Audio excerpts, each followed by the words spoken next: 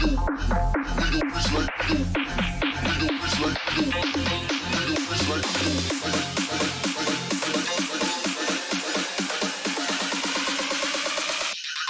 don't know these streets like we do. Like we do. Like we do. Like we do. Like we do. Like we do. Like we do.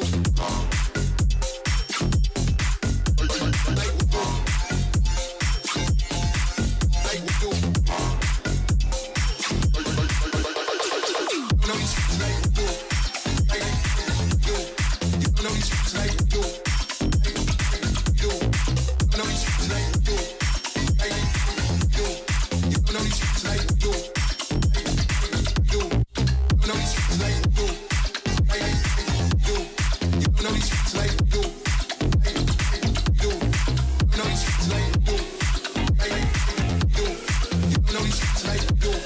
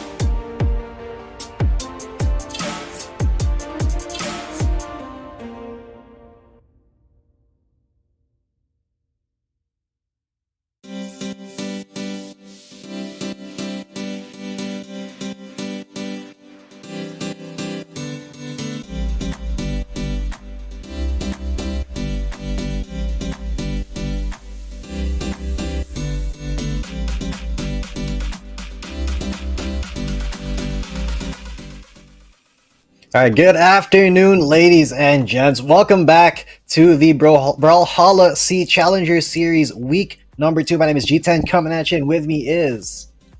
I'm Kyler. How's it going, guys? And I am keen for tonight. If this is your first time joining the stream, or if you just don't remember, this is week 2 in a 4-week tournament series.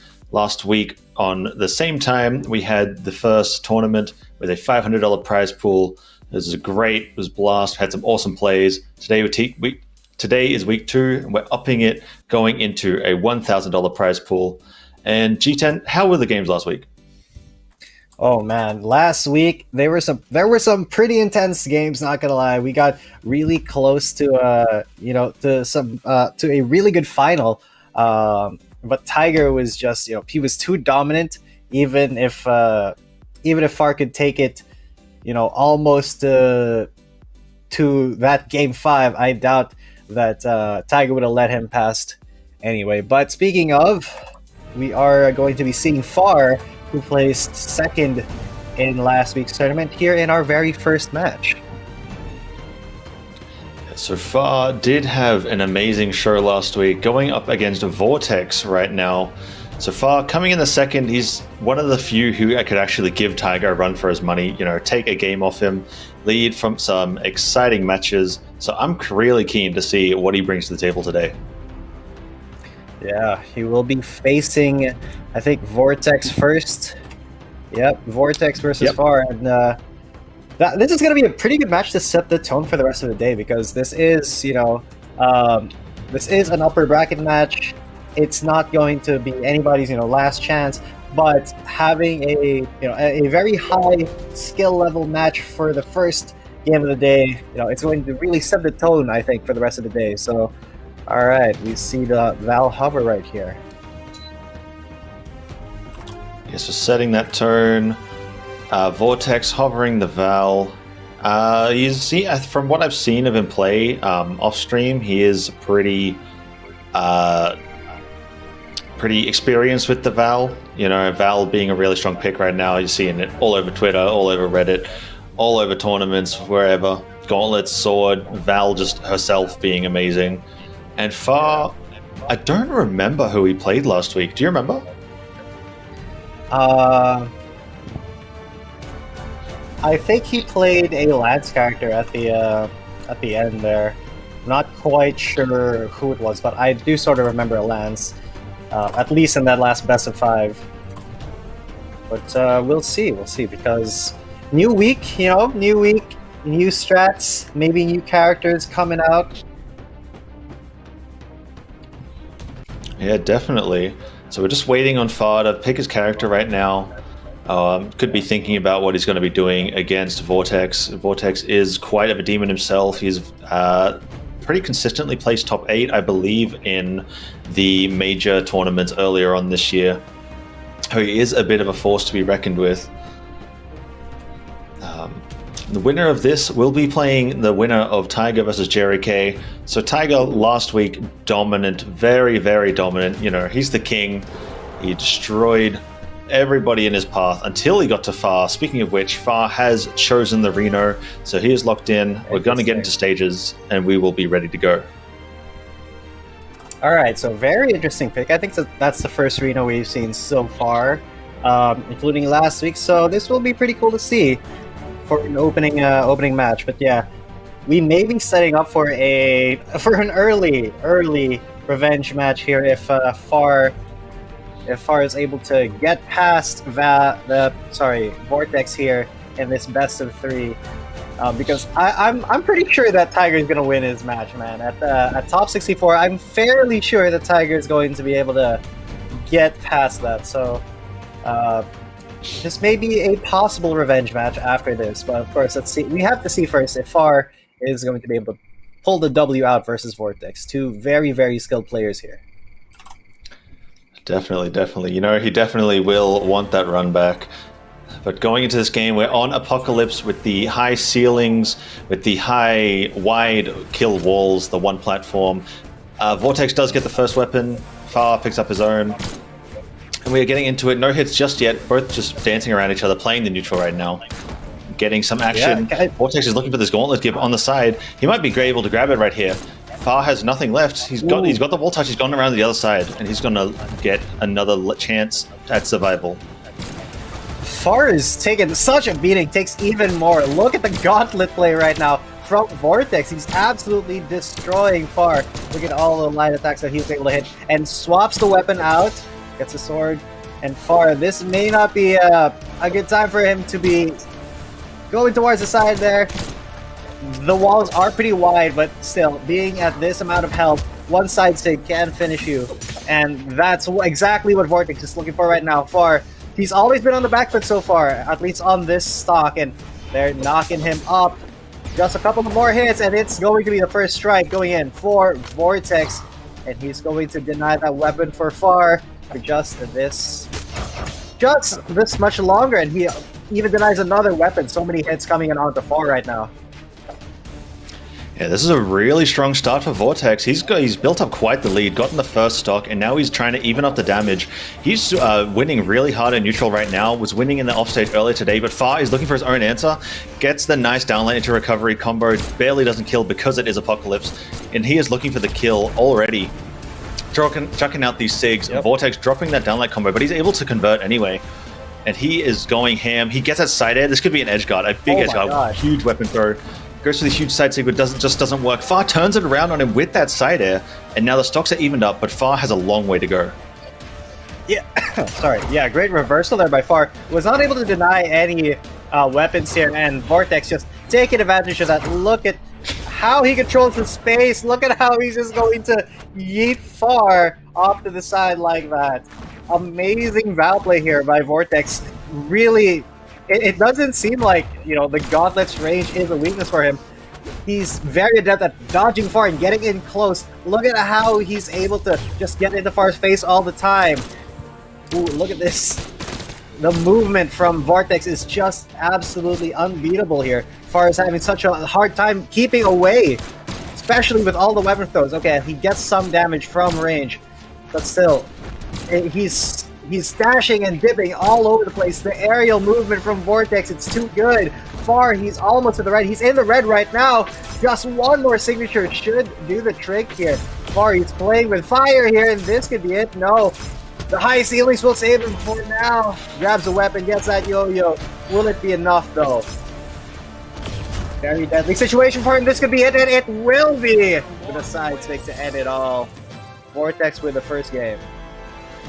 God, Vortex was really feeling himself at the end there. I mean, I couldn't even count how many down SIGs and sword end SIGs that he threw out there at the end. But, he wasn't getting punished for any of them, and he landed quite a few of them. So that was going really, really good for him. It was kind of in control for pretty much that whole game. I'm surprised that Far actually did go with Arena to start, because Blasters is very, very hard to play into gauntlets. But you can see him immediately swap off onto the Petra. He wasn't feeling the Blasters. He's going to stick with the Orb, and he wants some gauntlets of his own. Oh, yeah. Gauntlets and Orb. With a little bit more mobility here on the Petra, of course. This will help when you're trying to get away from Vortex. And Demon Island is going to be our stage. A very, very honest stage. Just a skill matchup here, and the first weapon will be going to Vortex. Denies the second one, but Far does get his unarmed attacks in, which is pretty good to see. Ooh, third weapon still goes to Vortex. Absolutely denying Far right now, and looking for a very early edgeguard here. Yeah, Vortex was he's going ham straight in right from the bat. You can see he's already starting with all the SIGs, but Far is getting some huge unarmed strings right now. That was really, really nice. And now we're in the Gauntlet Ditto. Far is kind of getting outpaced by Vortex right now in this Gauntlet mirror match. Far, I don't think has landed a hit, except for that N-Sig that barely doesn't kill him off the top. That was a beautiful catch. But now Far is looking for an edge guard of his own, is looking to get the first stock of the match. Doesn't quite get it, but now Vortex has a weapon. He's on the sword, and we're going to be seeing those N-Sigs. Oh, that weapon throw saves him! And there comes the N-Sig straight after. Far is at the top of the map. Vortex looking for the kill. Barely dodging everything. Both players are so hard to get hit right now, but that N-Sig is going to get punished and will not be the kill, actually. He's going to just barely survive. But Far... Beautiful sidelight. Again, these guys are just barely surviving every hit. This next one should do it. That recovery will do it, and Vortex gets the first stock of the game. finally, after a very long and hard fought first stock, we finally get the first kill. But Vortex doing everything he can with his remaining time right here. Look at all the damage he's getting. Finally gets taken out, but brings Far into the orange range before he gets yeeted off the map. But now, all right, Far, he is the one with the weapons, but he doesn't block Vortex from getting anything. And Vortex arguably has just had, better movement so far in this series. Far looking to change the tone of it, though. With his gauntlets, he is going to get recovered up. Ooh. Vortex is just really good at dodging when Far's about to hit, and Far already at red health. Vortex could finish this off very quickly, but Far going to get some good strings off, gets another pair of gauntlets here. Trying to get in, gets the grab. Oh, but alright, double gauntlets up here. Far is going to get the first hit. He's going to bring the red once again, but now there it is. The double aerial coming from Vortex to take out Far's next stock. 2-1 now. Right, beautiful read from Vortex. Far drops the sidelight combo. That could have cost him the kill, and that could cost him a lot of damage if Vortex extends his stock. And he's starting to do it. He's getting the huge strings, the huge reads. He gets a lot of damage from that. Already got Far into the orange. Gets another downlight. Just barely misses that end sig, but this is not looking good for Far. Like, Vortex has extended his stock so much. As long as he lives here, goes for that GC sidelight for a mix-up, but it doesn't quite work. Far finds the Sair to kill, and now he's got the gauntlets of his own. He was moving around better and better as the game went on, but he just needs to find those big hits, those big strings that Vortex is finding, just like that downlight combo. The downlight into the nair, into the recovery, true combo. Very, very clean kill option. Really well played by Vortex. Quick stuff from Vortex. Just his movement, honestly, during that series was...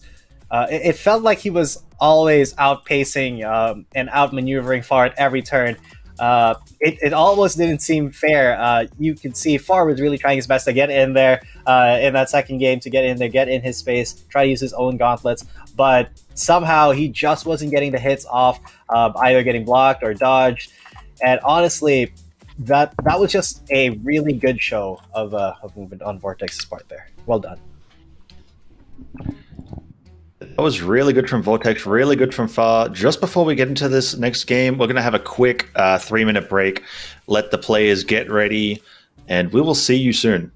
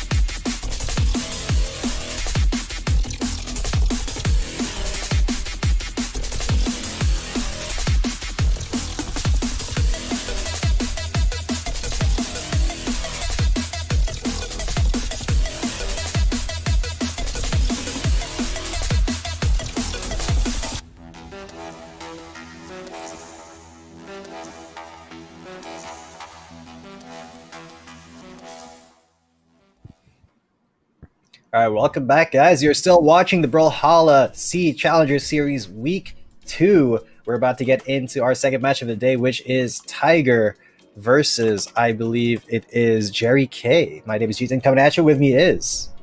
I'm Kyler Ellis, and man, that first match, quick 2-0 by Vortex, but it was a really good showing. Far will not be getting the run back against Tiger quite as early as we would have hoped, but this next match is going to be really good. You know, Jerry, in his day, has made a lot of second places, a lot of top 8s, and was Tiger's teammate for a while. So this will be a really good match. He is on the Po, the Wushan crossover, and Tiger is on his Koji pick that we saw last week. That was so dominant. Let's get into the games. Yep, that was that Koji pick that I think only dropped a single game at the end there versus Far. So this will be very interesting to see. The 2v2 LTC Online World Champion versus the 1v1 World Champion of 2020. All right. But of course, it's always a pleasure to see Tiger play because, you know, we said it last week, and I was so amazed that I was actually able to see his style. He is very good at just controlling the pace and predicting where his opponent's going to be. Look at how he's just able to keep hitting Jerry K with those 2 hits from his bow. And Jerry K trying to go for some damage here. This Gauntlets, though, are going to be a little bit difficult for him to actually get into Tiger's face with, so he goes for the staff instead. Yeah, this is a bit of a rough start for Jerry so far, but he is slowly building up the damage, getting those stray hits every now and again. But Tiger does have quite a damage lead right now. Jerry hasn't gotten too much in, gets that end light. Tiger's getting his own end light. Jerry's looking for an opening right now, and he's kind of getting it done with the spear. You know, he's evened up the damage. He's actually in a tiny bit of a damage lead right now and has Tiger on the edge. One good hit could do this. That recovery does it. Tiger has no dodge. He's looking for a second. Doesn't quite get it. Tiger punches him off, says, get out of my face. And now Tiger is in the stage position until that recovery. And now Jerry's holding on. And these guys... I mean, in that, just like the match we saw last week, they are constantly swapping positions, swapping who's got the advantage. That end light barely doesn't kill Jerry. And now he's got to get back to stage. That downlight was beautiful, interrupting Tiger's own GC side sig, and that's going to be stock 1. Yeah, a very good read from Jerry K. Let's see if he can extend his stock just a little bit. No! Tiger says, no, I'm just going to just chop you over to the side of the screen. Going to grab the bow that has been working for him so well so far. And Jerry back on that spear. Tiger going to deny him from using it some more, but the Gauntlets, I think, are going to what Jerry's probably trying to look for. It's just that he has to move very well. He has to have some very good movement to get into Tiger's face, actually be able to use the Gauntlets, and neither of them were able to actually recover there. A little bit too much commitment on both sides. I think that was actually a spectating error. Oh, that's a spectating error. I think the lobby actually crashed. The players are still in game, so there shouldn't be anything wrong on their end, unless it did just DC from the Brawlhalla servers. So it may, whether they are still playing or not, I'm not actually sure. We will get that info as soon as possible. But it was going, like, it was starting really good for Tiger. Jerry had some great showings at the start too, slowly getting in there bits and pieces at a time. Okay, so Jerry is listed as online, but Tiger's still playing a custom game, so I'm not too sure if the lobby was on. All right, I've been able to reconnect to the lobby. They're still going, and finally, though, Tiger is going to be able to take down Jerry for that first match. He did take it to the last stock, so good job. Good job, Jerry, for actually taking it all the way there. But I was just able to barely catch the last segment of that. All right, we're actually going to be remaking the match, though. So, yeah, that was the last one that didn't count. A little bit of a warm-up instead. Sorry for the inconvenience, guys, but it is competitively fair to just do it all over again, in my opinion. Yeah, absolutely. I mean, it does suck for the players, but, you know, stuff happens. We're just going to have to deal with it and roll with it. We will be swapping the lobby real quick, getting the players back in here as soon as possible, and then we can kick it back off. Yep. And But yeah, that was already a regardless of what happened, that was shaping up to be a very good first game. And I think if that's if that's what we're going to be seeing for the rest of the day, I think you guys are in for a very, very exciting day of Brawlhalla. And I think we do have some codes for some titles to be given away at random times during the streams as well. So I believe we have 20 for this week. 10 on YouTube and 10 on Twitch. So if you guys want to get some unique titles for yourselves, just chill in our chat and see when the codes drop. Getting those codes, they'll be nice to have. None of the guys, I don't think, have used it so far tonight, but we did get to see it last week after some of the players got their own codes. And, it's cool. It's something unique to have. Not many people are going to have that. So grab that if you can. Be one of the lucky ones. And while we wait for this next match to start, again, it's just Jerry was slowly getting those hits, like piece by piece. Yep. He was taking a lot of damage, but he was slowly working his way up there, getting like those stray hits, a Sair every now and again, the last hit of a Nair every now and again, getting back into it. And Jerry, I think, may have just crashed again. Oh, this is not going a good start, but that's okay. Things happen. We can be a little bit patient because we've got plenty of great Brawlhalla to watch tonight. That's right. So after this, we will be heading down to the lowest bracket, where we will see one of the absolute beast from last week, I believe, because I'm looking at the bracket now and I do see a lot of names that we did see last week. So there should be some awesome games in there after we finish this match. But going into this match, Jerry is back in the lobby, and hopefully we can get game one started for real this time.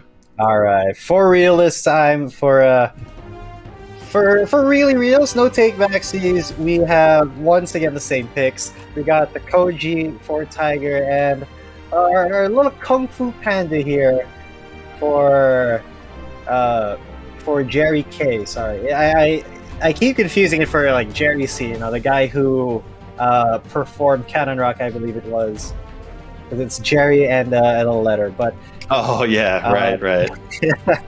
Regardless of that, regardless of my own confusion and my own association, we're going to be going back to Small Brawlhaven where we last left off, and we're going to see if Jerry K can once again get the first stock off of Tiger here. Yep, and that will be a very good thing that Jerry can hope for. I'm going to leave the casting to you because I think my game has crashed again. All right, and because Kyler is not able to see all of this, we're going to say that Tiger is getting a significant lead, just keeping Jerry K in the air right now. Okay, he is going to get hit a little bit, tries to go for the ground pound, but misses. Jerry K very quick with the gauntlets, gets a couple of good strings in, but Tiger, he is just really good at being where Jerry K is going to be and using his sword. Oh, just barely misses the weapon throw, but still is able to get the edge guard. The first stock will be going to Tiger for this one. And once again, he's denying Jerry K of the weapons. Jerry K kind of forced to run back a little bit as he is going to get hit up by Tiger quite a lot. That's a lot of free hits. Tiger extending the stock very well. Just into the orange right now, and even unarmed, he's doing quite a bit of damage, dodges the weapon throw. Jerry K trying to get in. He does get a really good string in. Tiger already in the red, but Jerry in the light orange. Tiger is, he risks the jump, but Jerry K with a recovery will seal his fate. Now Jerry K, he is Laura, I can see again. Light orange right now. Yeah, finally, welcome back. I'll give you a little bit of a break. Brilliant first stock from both players. Jerry is in the orange right now with the gauntlets. He's looking to starve Tiger as he can. But we saw last week, Tiger is a bit of a beast on the unarmed. No weapon doesn't seem to be a disadvantage when it comes to this guy. So even when he was disarmed, he's extended his lead. And now he's got Jerry in the kill percent. That recovery will barely not kill. Jerry's looking for his own hit, but Tiger finds another downlight recovery. Will take that stock, and he's got a nice lead right now with the bow. And I believe Jerry's next weapon will be the spear. There it is. Let's see if he can get those neutral wins that he was finding early on in last game. That was a beautiful downlight into the recovery. That was very, very good option choice, very good recognition of where Tiger was going to go. And that evens it up real quick. Jerry does not want to go down. Yeah, Jerry putting up a really good fight, bringing it back to even, pretty much. And Tiger, now he's going to really be careful. He has to use his style that where he really waits for the opponent to go for an option first and then punish that, because that's what's been working for him last week. And being a little bit more aggressive here, trying to close out early versus Jerry may be, a little bit of a bad strategy, because Jerry, with his gauntlets, if you try to get close to him, if you try to be aggressive, but that's silencing! Oh, Tiger just timing it perfectly, getting the full draw on the bow. Brilliant hit there. This brilliant ending from Tiger. Believe that is a 2-0. I think with one of the games they played, we just didn't get to see, but there should have been no issue with it. So that is going to be a 2-0 in favor of Tiger. Brilliant showing from both of them. Jerry put up quite the fight, didn't make it quite as free as some of the matches we've seen before. But yeah, great showing on the Poe. We will see him down in the lowest bracket later on tonight. Yeah, that is a good start for Tiger, the returning champion from last week. Of course, if you're the best and nobody's stopping, you're always going to be looking to prove it every single week, and that's what he's looking for right now. So, before we get into the next round of matches, though, we will be going on a short break to let the players get ready, and of course for you guys to take a little bit of a break as well. We'll be right back. My name is G10 coming at you. I'm Kyler Ellis, and I'll see you soon.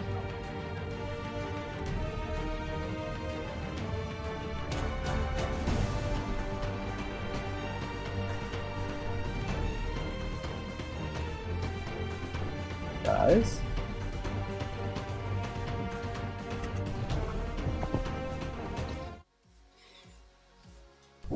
Oh, okay. I guess there it is. There it is.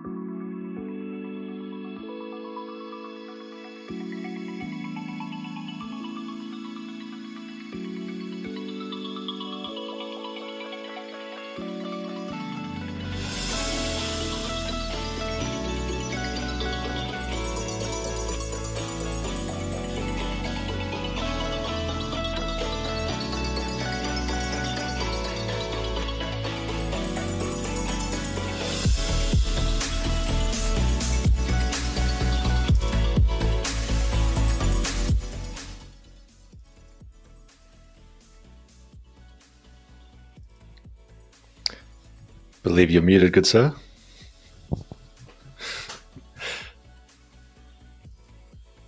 There we go. There we go. Hang on. That's I was finally figured it out. My bad. I was muted, but I was saying good afternoon, everybody, and welcome back to the Brawlhalla SEA Challenger Series, week number 2. We just saw two pretty good matches earlier from the upper side of the bracket. Now we're going to be moving on to the lower side. My name is G10. Coming at you, and with me is.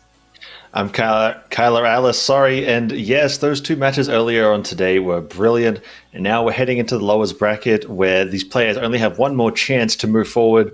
We're watching Far, who we saw earlier today in our first match, versus Kakuja, who I haven't seen before. I don't know the name, but they do have a level 95 Hattori, so they are very experienced. On the screen right now, you can see where the bracket is currently sitting. In the winners' top 8, we have Vortex versus STC coming up, Tiger versus Himwe. In the losers, we have Keith the Poo Poo waiting for his opponent. And then going into this match, we will have the Reno versus the Hattori once again. Yep. All right. So Reno for Far, it didn't work for him in his first match versus Vortex. So let's see if it's going to work out for him this time. Hattori this time for his opponent Kakuja. Let's see if he can take Far down, because Far is not a bad player. The only reason that he's in the losers bracket right now is because Vortex just absolutely taught him a lesson, brought him to school, took him to class. I think there's that expression, took him to class. But he did reach the grand finals last week, so he still has, I think, a long road ahead of him, and I don't think it's over yet. Yeah, definitely not. Far's going to be in here. He's going to be clawing his way out of the losers bracket, and this time I think the Reno will do much better against the Hattori. It is a similar struggle, how the gauntlets sort of, the movement is what makes them hard. Hattori she's like Sonic pretty much, so she can be hard to verse, but I'm sure Far can do it with the orb, with the blasters. Let's get into it. Far is looking for that early aggression, gets the first weapon. It is the orb, and Kakuja does find the spear. No hits have been landed yet. Far is looking for his opening, but Kakuja, with the good hits so far, isn't able to convert too much off them. Both players are still pretty early damage, but Far is looking for these juggles with the nairs. Kakuja's returning the favor, actually. And now Far does have quite the lead. I do like that he's actually picking the Reno. I think it is cool to see this character, since he is fairly new. Goes for the big N-Sig, doesn't quite work. And now Kakuja has the stage control, but Far just breaks himself in. And now he's looking for the kill off the top, off the side. Yeah, not caring about the stage control at all. He's just going for the kill. That recovery is going to do it. Some nice little dancing before then, and he finds the first stock. Good start. All right, great movement from Reno there. Kakuja Even having control of the stage, it's so hard for him to keep it there because Far is really using his orb to its full advantage. The way that he closes into Kakuja, the way that the hitboxes always keep connecting. Look at how Far approaches, even without weapons. Doesn't matter. Now he's in the red though, so he has to be a little bit careful. Gets knocked up into the air by Kakuja. Weapon throw, but this should be it. Just a little bit of damage gotten by Far before losing that stock. But, you know, this is still a very significant lead. Looking to extend it some more. He should be able to get this weapon, although he's not really looking to. Kakuja is going to be able to grab that sword. He doesn't need the weapons, though. Unarmed is going to take out Kakuja, smashing him down. That was great. You know, Far's spacing is really clean. That downlight was brilliant to find, but now they're playing the neutral game, looking for the first hit. Kakuja is winning slightly with this spear. He's doing really good right now. He's looking to extend the hits as much as he can. Maybe not getting the huge strings, but building up the damage slowly, getting hit by hit is definitely one way to find the stock. Now he's got Far and Edge, got that big end-sig. Doesn't quite do it, he just needs one more hit. Oh, no, actually. Far didn't have what it took to get back. I guess he didn't get his recovery back, didn't touch the wall. But that is going to be the stock for Kakuja, and they're going to be even right now with Kakuja having all the stage control. Yep. But Kakuja, he is falling a little bit behind Far in terms of damage, but just very slightly. Far is just finding these hits a little bit better. These single hits, no really big strings though. Kakuja trying to get something started here, but Far denying him his juggle. And look at this, a very big string from Far, taking Kakuja down to very deep orange, almost to the red here. Kakuja going to grab his own sword, tries to get a little bit of damage on the Far, but now he's in the red, and Far landing his shot with the pistols here. Kakuja has to be incredibly careful. Can't afford to really dance too much with Far. Just a couple more hits, maybe even just one more. Far, though, not risking the weapon throws. Just opting to keep his pistols. He will get that air attack to take out Kakuja for the first round. Good first match there coming in from Far, showing us the potential of his Reno that we weren't able to see earlier. Yeah, that was a really clean last stock from Far. You know, he kind of had all the control with those blasts at the air. At the end, he was finding so many Sares. He wasn't really getting hit by Kakuja coming in. And then a beautiful sidelight into the recovery read was really, really nice way to close out the game. And Kakuja has swapped off the Hattori onto the Val. And we are on Apocalypse again, going to be maybe having a bit more survivability with the high ceilings and the wide blast zones. Ooh. Alright, let's see. Kakuja already trying to get some control of the space though, but Far just saying, sit down, this is my stage. Look at the way he's hitting his pistol shots. Kakuja just trying to get in, trying to get as close as possible to be able to use a sword, but Far always just denying him, keeping him at range as, you know, the pistol is about to do, and that is a very good straight. Good combo, almost killing Kakuja there outright, already bringing him to the red. He's having such difficulty even landing a single hit on the Far with the weapon throws to close distance. I like the idea, but risking your weapon off of, you know, something that's not super guaranteed if you miss it. It may not be the best, but he is managing to get these really good strings onto Far. Far is not able to close out the stock just yet. Let's see if Kakuja actually come back, but now they're off the edge. Kakuja has the edge guard priority. Far the one who's struggling to get back on, but it does look like he will be able to get back onto the stage right here. Kakuja not able to time it though. They're both very far into the red, and it's going to be Kakuja. No, not even going to die, just getting launched up, but finally the first stock will be taken by Far right here. A big NC coming from Far, pew pew, gets the kill, and we are looking at to extend his lead as much as he can, get that stock lead, does drop that combo, but you know, he's not really taking too many hits, except for that side sig. Oh, that was fast. Kakuja making use of that different variation of the side sig that only Val has. But Far is looking to open up again. He's looking for these snares, looking for these little bits of damage. That recovery is going to snipe him out and take up the kill. There are stocks even. The damage is not too much of a difference right now. Except, okay, as I say that, Far is going to land a good 3-4 hits, build up the damage. And he is chasing Kakuja down with these Sares, looking to pressure him on the edge, doing blasters things. He is landing every hit right now, and he's looking with his kill options. He's sort of using big area moves like in strings to try and catch Kakuja slipping. It's not working, but that is a big string. Really nice from the gauntlets. Finds some good damage. Is still at a bit of a deficit, but he's building it up there at a nice pace, and he is looking to do better. Far looking to close it out though. Kakuja just fighting for his life for just one more chance. He's still going to get some damage. Far, once again, having trouble, exactly closing out, but he is going to be landing these hits. Kakuja now struggling to get back on and recover. Finally, Far is going to get the kill onto Kakuja, and now Kakuja with a mountain to climb. He's got a stock to take Far out of. That stock lead is not going to be easy to come back from, but the damage is there. If Kakuja can just find the right hits here, he can even the game up. Far already into the red. Going to go for the edge guard, misses the weapon throw, but Far is still able to get back on. He may look to close out right here. Bring Kakuja to orange, helping Kakuja with a sword. Just a couple of SIGs right here. Oh, there it is! Down there. Ooh. Kakuja taking Far out. But it's still a little bit of a big mountain. Look at this. Orange help already on Kakuja. And Far, he's chilling right now, even though he's at one stock. Yeah, Far is in a pretty good spot right now. He has Kakuja like almost exactly where he wants him. Oh, huge read from Kakuja. I've never seen that work before.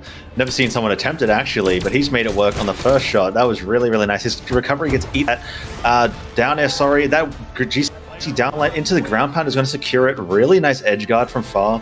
Kakuja was starting to make the comeback, but Far stayed composed and kept his cool till the end. That was a really nice game one. A little bit of a close one almost there towards the end, but Far getting a good 2 games off, getting a very good series with his Reno, and being able to advance right here. Well done. And honestly, I do expect him to make it very far down here in the losers bracket. I'm not sure if he's going to be able to repeat last week's performance of making it to the grands, but it's all about the journey here. And if he doesn't, I'm sure that he's going to be taken out by a very deserving player. Definitely. And just excuse me before when I said that was a nice game one, I did mean that was a nice game two, because that was a 2-0 in the favor of Far, taking out Kakuja, who is now gone from the tournament. And now Far is moving on. I just wanted to clarify something from earlier on in the tournament before the last break. In the match with Tiger and Jerry K, that we did have some spectator issues where our lobby was crashing, but we just want to confirm that there was no issue with the actual game. The players, they played perfectly fine. It was just on our spectating end that we did have some issues.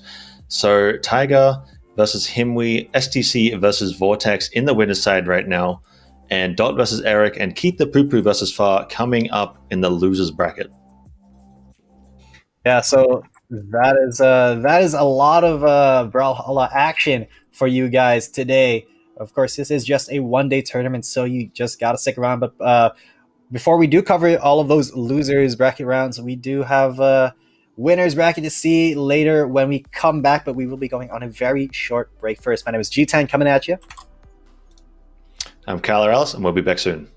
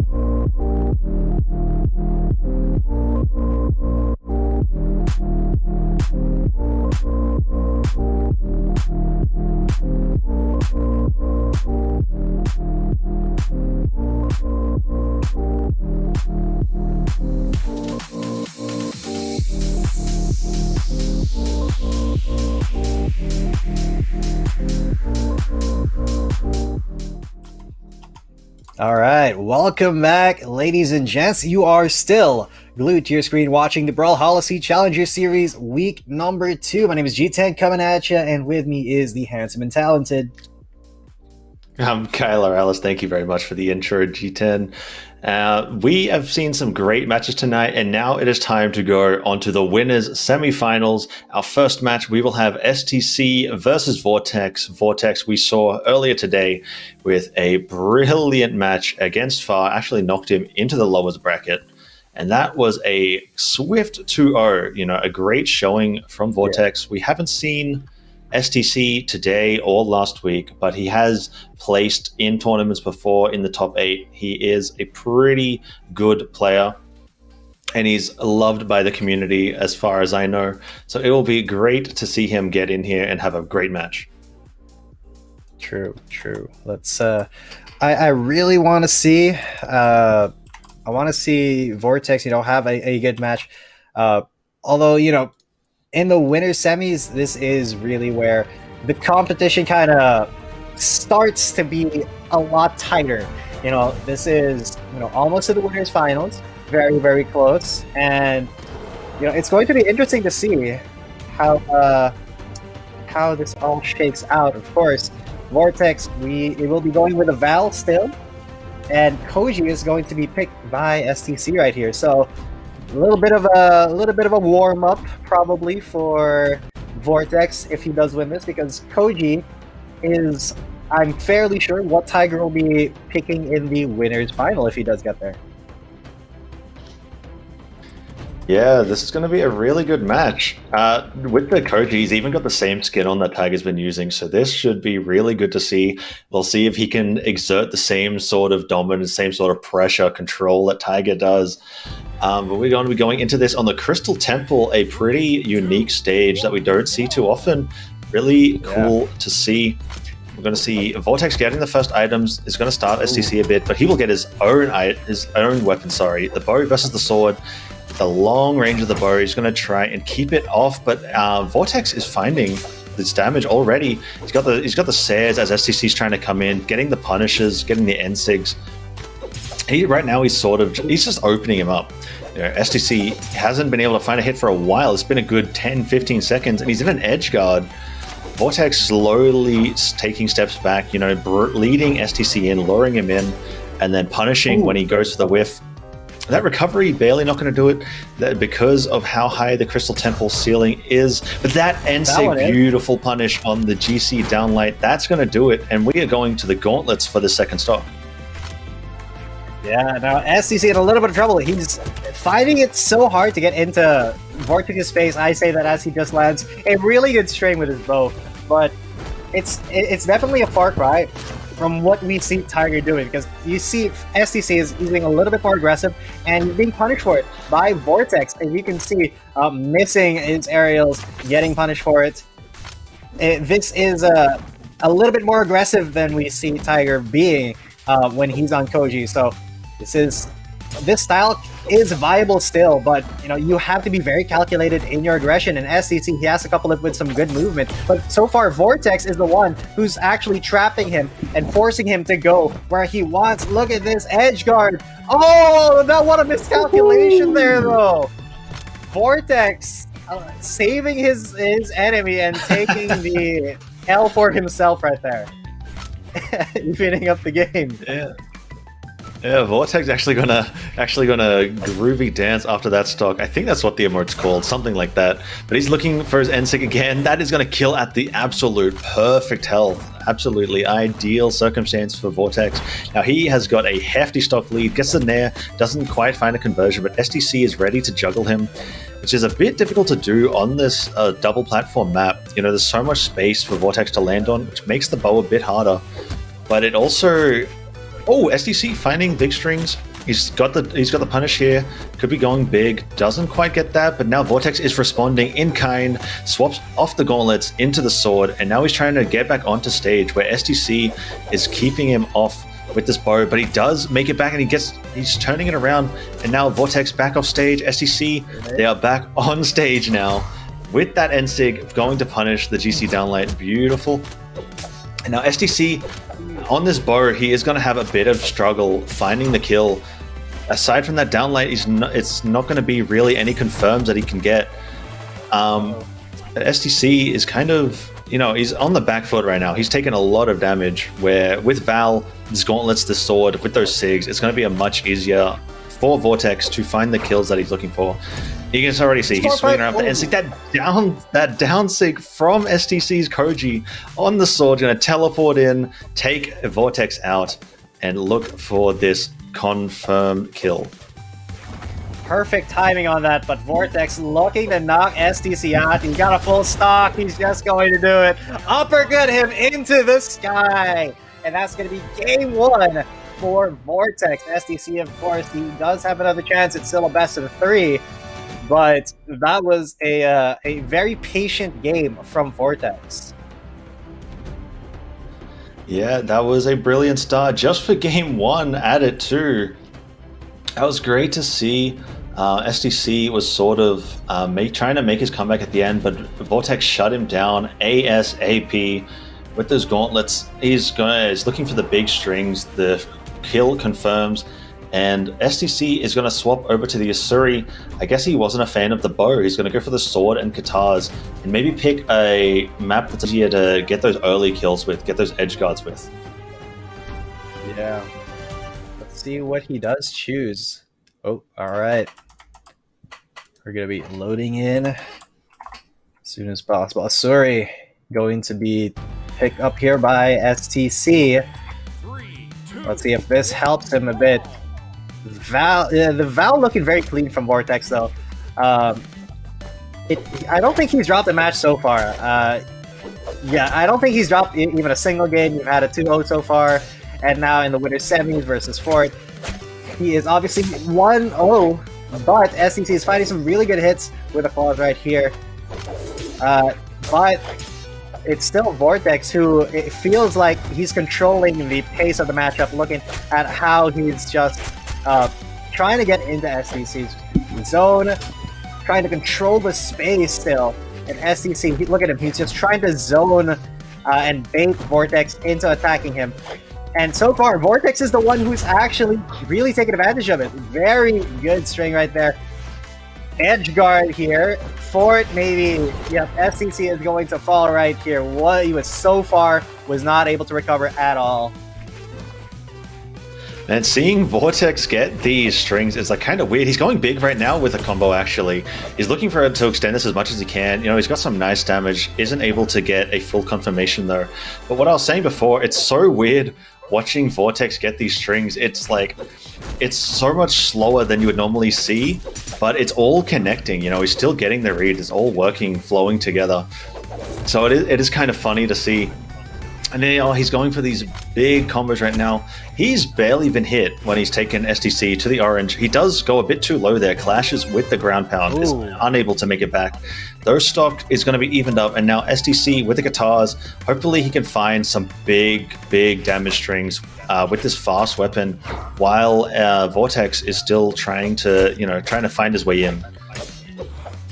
Yeah, and Vortex, speaking of finding himself, trying to get in, it seems like he's always successfully able to at least get a couple of hits onto SCC right here. See, even, what a good smack into from the air into the ground. SCC will bite the dust, and this is a huge lead that Vortex has right now. Look, he's barely even orange. He's going to be able to extend his stock quite a bit. And SCC, he really has to hustle. He has to find his damage. He has to find these hits. He's able to get onto the platform, yes, but is Vortex going to let him hit him is the question, because Vortex is just he's everywhere right now. He's where SCC doesn't want him to be. He does land a couple of solid hits, but SCC with a couple of good strings of his own there, able to pick the gauntlets back up right here, and able to edge guard successfully. Just a little bit more. No, he was not able to actually close out the stock, and Vortex lives another day. SCC now in the red as well. He's looking to close out, just looking for a neutral sig maybe to seal the deal, but the uppercut recovery. Vortex is not out of the game yet. It looks like he's still in it. The sword trying to close it out. SCC just a hit, a lick away from death, and that's going to be it. Not even going to lose a second stock. Vortex dominating his winners semi-final, 2-0. Man, what a way to win the game. Like, not just with one down sig, but with two. I mean, you don't even see people use that move, let alone hit it, let alone use it and hit it twice. So that was awesome to see. Vortex with a lot of control that game. SDC did a great job. He couldn't quite get the strings, the big strings that he was looking for. Saw a couple of times where he would get the Qatar side light into the down light, but he couldn't find a conversion off that, unfortunately.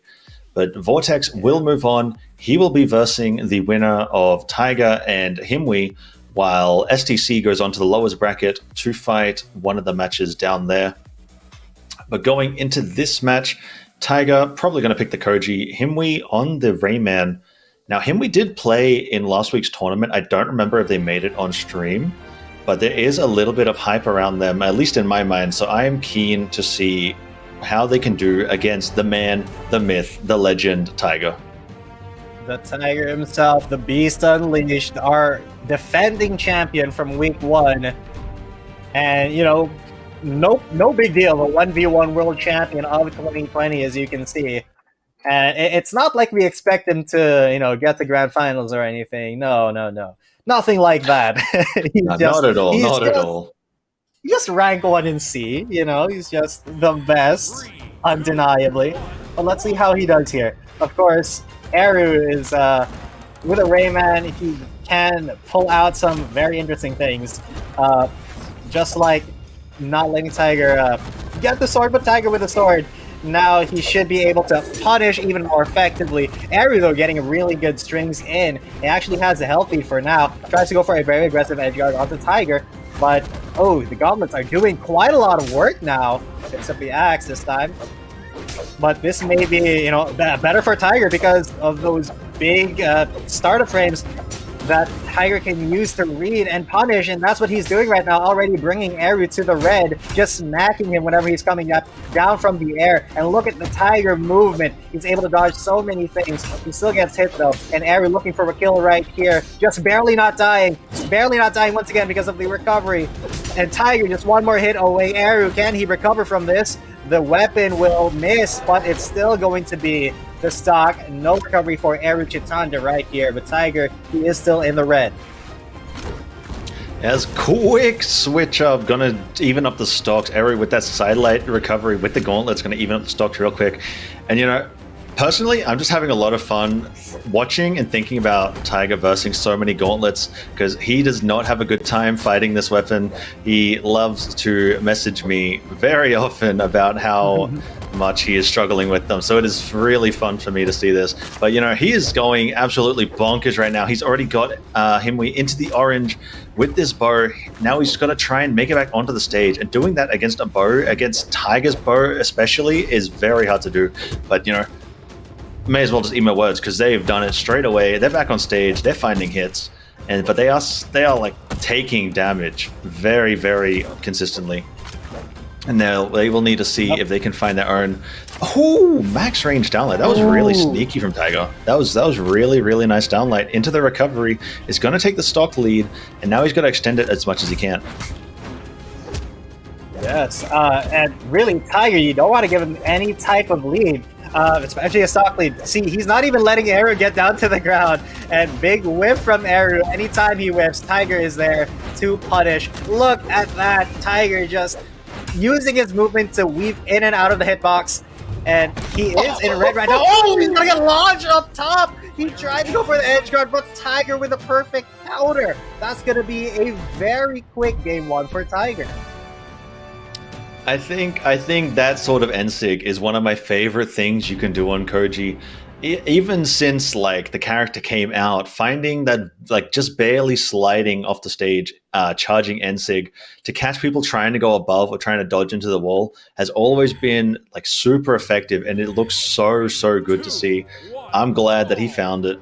And now going into this game too, he must be feeling good. He's finding the unarmed Sarah, he's got the bow, and now he's got to starve Himwe off the weapons as much as he can. The bow versus the axe, this can be very difficult. He's caught the dodge here. He might be looking. There's the second dare. He goes for a third, doesn't quite catch it, but he has built up a lot of damage on this edge. And this side sig, sorry, barely not hitting. He's still just slowly picking up damage. How many Sares can this guy hit? All of them is the answer. He's just landing everything. But you know, Himwe is landing a lot of axe nares. Is going to lose his stock to that bow recovery, but he has built up Tiger into the orange while being edge guarded. Yeah, that is a very big achievement already. Although he did have to pay for it with his life. Now Tiger, of course, he's been in the situation before. He knows exactly how to deal with this. He hold his sig, trying to bait Eru into getting in, to aggressing onto him. That's worked a couple of times, but not if your opponent is really paying attention. Eru picking up the axe once again, looking to get some good damage, brings Tiger already to the red. And Tiger, though, catches him with a very good string unarmed. He doesn't need weapons. He's incredibly deadly without them. He's going to go for the edge guard, but a little bit of a miscalculation, and Eru's able to actually reverse the edge guard and take a stock off of Tiger.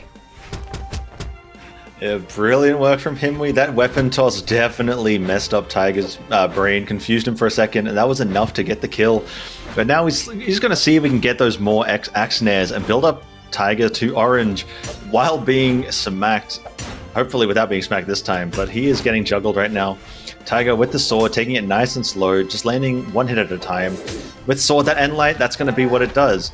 That's going to be all it takes. You know, that's something you can do with sword. You don't need to get the optimal combos. You don't need to get the flashy strings. If you just hit them slowly, like one hit at a time, end light after end light, nair after nair, they are going to go down eventually, and that's exactly what happened there.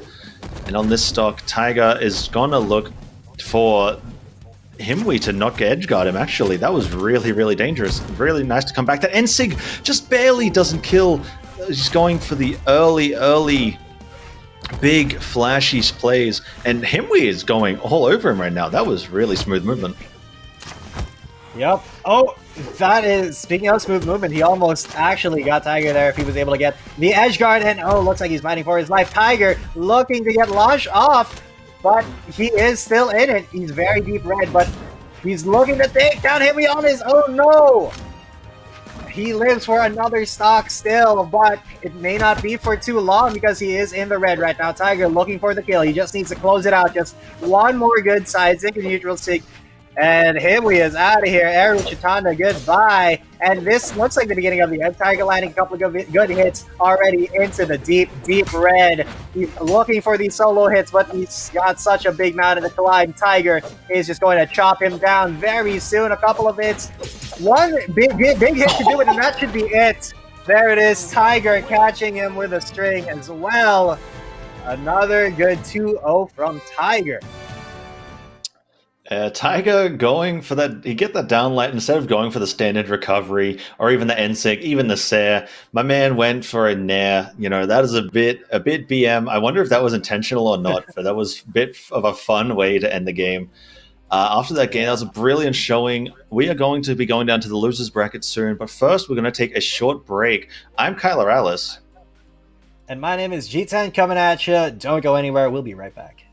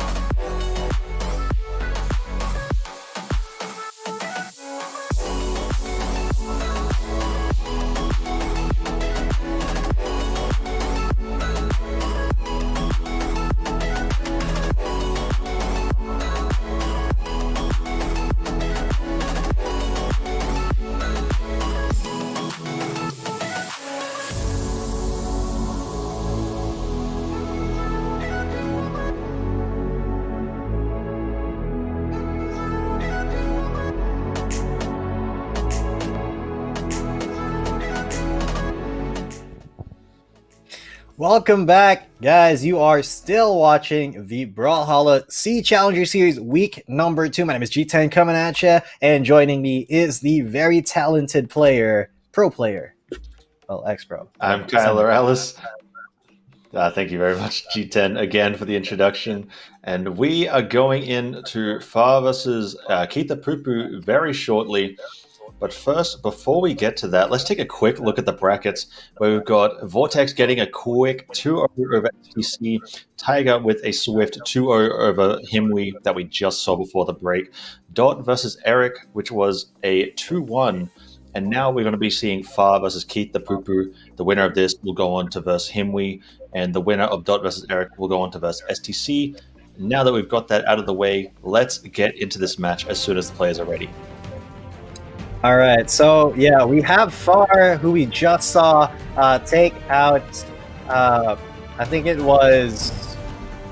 It was Kakuja, right? Who he took out. Yes. So now versing Keith the Poo-Poo, who is not a stranger to the stream. We've seen him last week, and he did have a good showing. But I think he was top 8 last week, if I'm not mistaken. Yes, yeah, he was. I think Keith came 4th or 5th, actually, so it's a pretty good showing. Even better, top 4, top 5. Definitely not a pushover, but Far, he did come in 2nd last week, so, high hopes for him.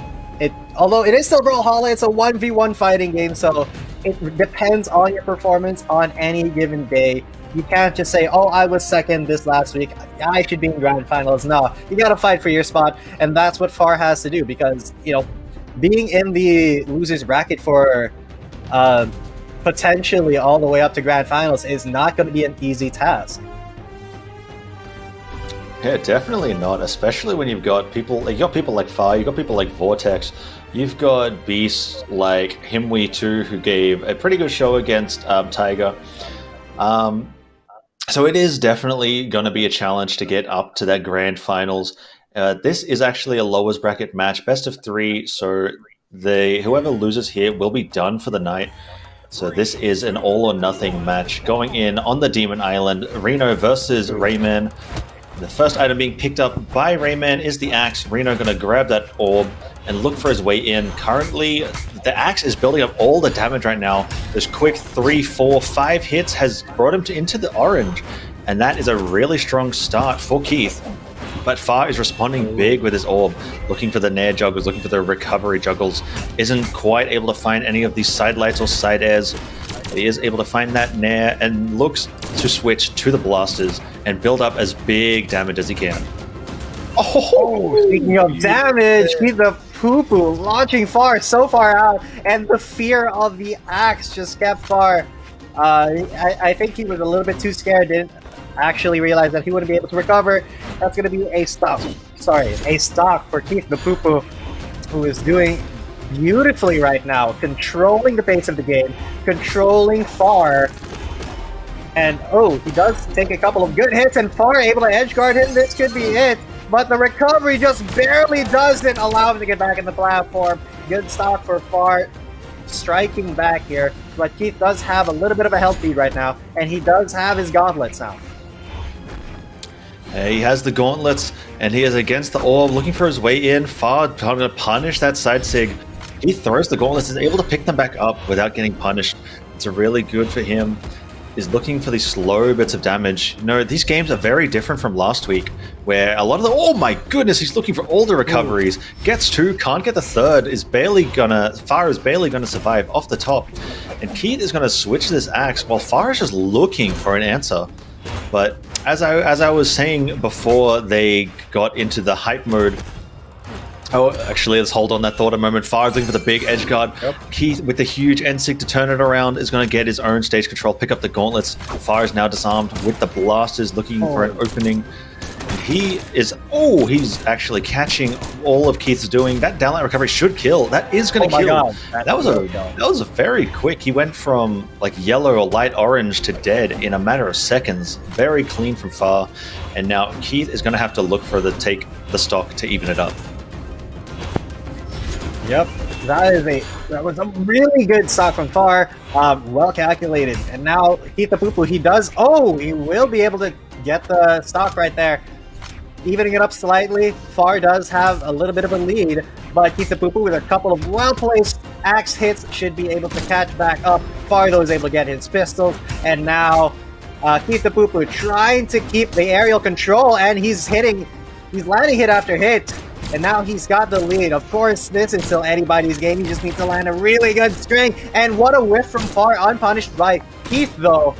And throwing his axe may not have been the smartest thing. Now Far has control of the ground, but Keith is able to get back down, grab his gauntlets, and stay away from the hitboxes of Far. He does get hit by that one though, opening himself up for an edge guard, but Far is not able to land the hits, not able to guard very well. And Keith the Poo-Poo, he is incredibly low, but he does get a good string on the Far. Now they're both red.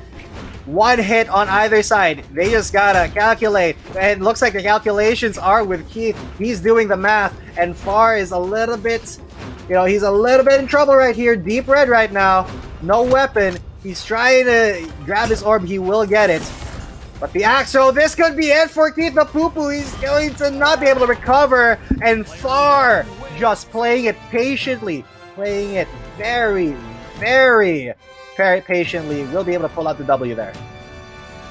Yeah, that stage of the game, kind of got to the point of Axe where it's like they're in the red. You need a Seer, you need a recovery, you need something that's like really telegraphed in order to get the kill.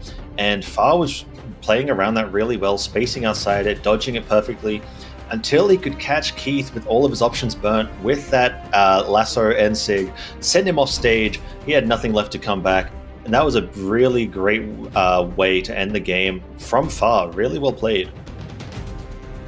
Yeah, really well done by Far. But now let's see if he can keep the pace going, if he can keep his momentum, and bring this Rayman Keith the Poo-Poo to justice, bring him to the lower brackets, and secure his... bring him out of this competition. This is the lower brackets, so this is tournament life for both of them. Of course, Far, he's the one who, may be going far here. He's got match point. But Keith the Poo-Poo, he's got some really good movement. Just getting caught a little bit. Denying the weapons from Far, though. And grabbing his gauntlets. Once again, Far getting some good hits. He does have the health lead, even though he hasn't been able to pick up a weapon. Just using his unarmed. That's a good hit from Keith the Poo-Poo, though. Far not able to recover. A little bit too aggressive on his own edge guard there. Keith didn't really have much to do with that stock. It was just really Far kind of miscalculating his inputs.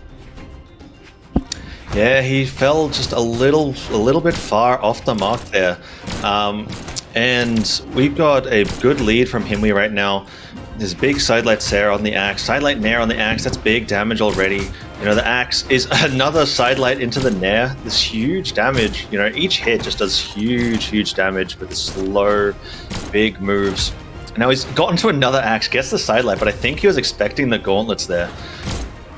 And doesn't quite get the follow-up off that, excuse me. That is a beautiful Seer into the corner from Far. It's going to spike Keith down, and he's going to finish it off with a ground pound. Really well done. And now Far he's still on the back foot though. He's gotten the stock evened up, but he still needs to build a significant damage to catch up on. And he's doing a good job so far. He's able to avoid any hits from Keith until that one right there, but he does avoid the recovery. He's not going to die too early just yet. So he's given himself another chance to build the damage. This beautiful Nair as he slides past.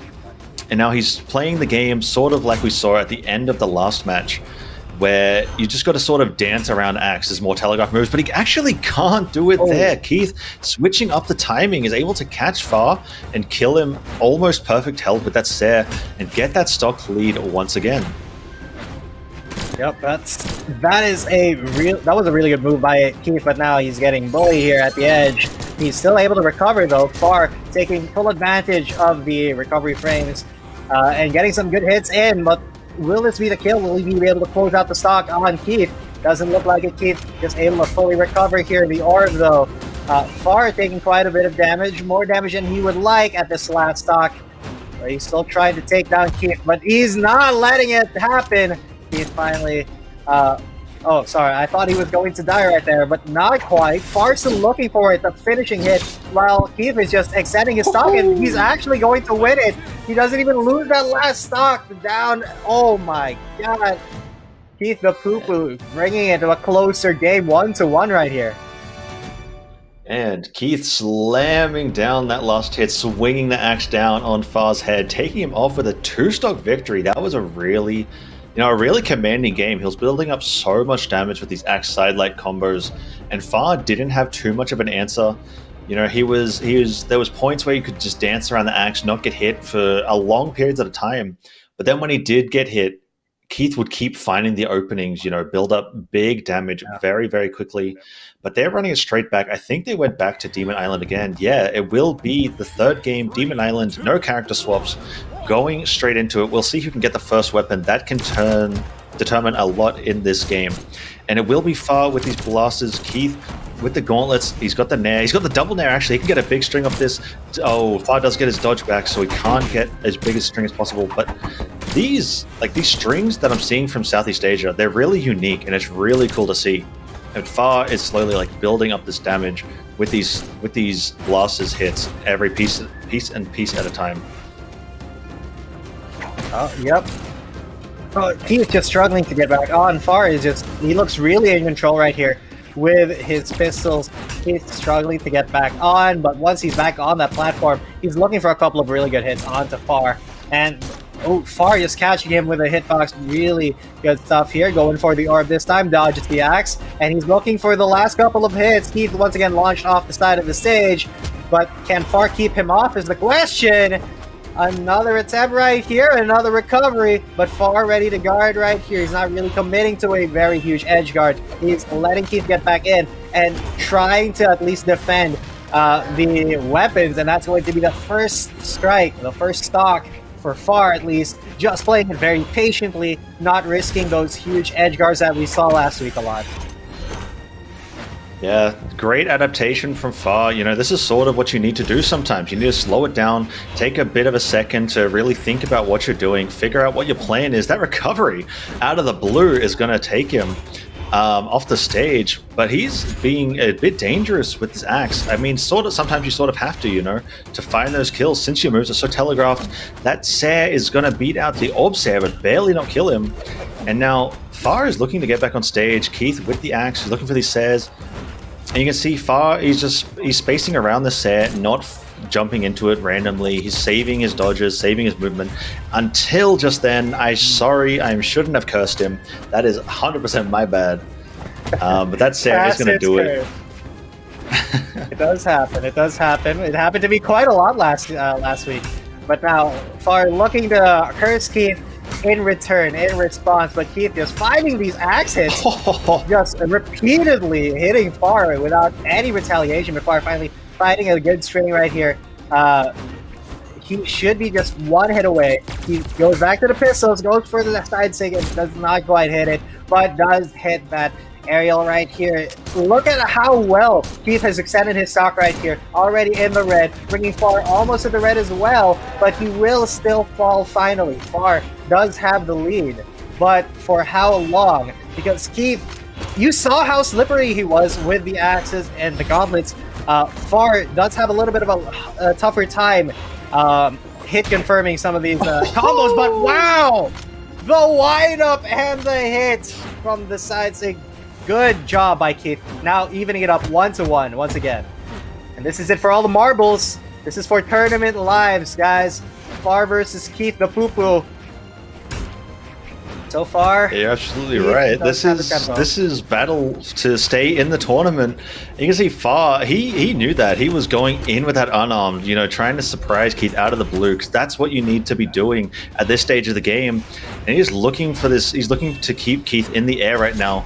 Keith hasn't been able to hit him for so long. There's such a big damage buildup in favor of Far with this orb against this axe. Keith doesn't really have an answer for Far right now. The Bug Boy is about to go big. But as I say that, Keith does land his Sair. It's not a killing move. That sidelight Sair is just not going to do it. He's going to switch to the blasters now. Maybe get a Sair, which he's been so good at finding. Oh, wow. What a ground pound that was. Wow. But that recovery the raw recovery reading where Keith was trying to move is going to be the deciding kill. That was really risky, but it paid off. So really well done to Far. Yep. Brilliant read by Far right there. And that was a very close game, all things considered. Keith the Poo-Poo really giving Far, a run for his money. But unfortunately, Keith will be dropping out right here. Although, well-fought match, well-fought by both of them. Far, though, he's going to get a little bit farther into the tournament than Keith, unfortunately. Sorry, I can't help it. I can't help it. Yeah, you got to do it. You got to do it. The opportunity's there. You got to take it. That was a great show. We're going to be having a short break, and then we will come back with STC versus Eric, and then Himwe versus Far. But until then, sit tight, keep in the chat, keep conversation going. I'm Kyler Alice, and I've been with G10 coming at you. Stay tuned, guys. There's more where that came from.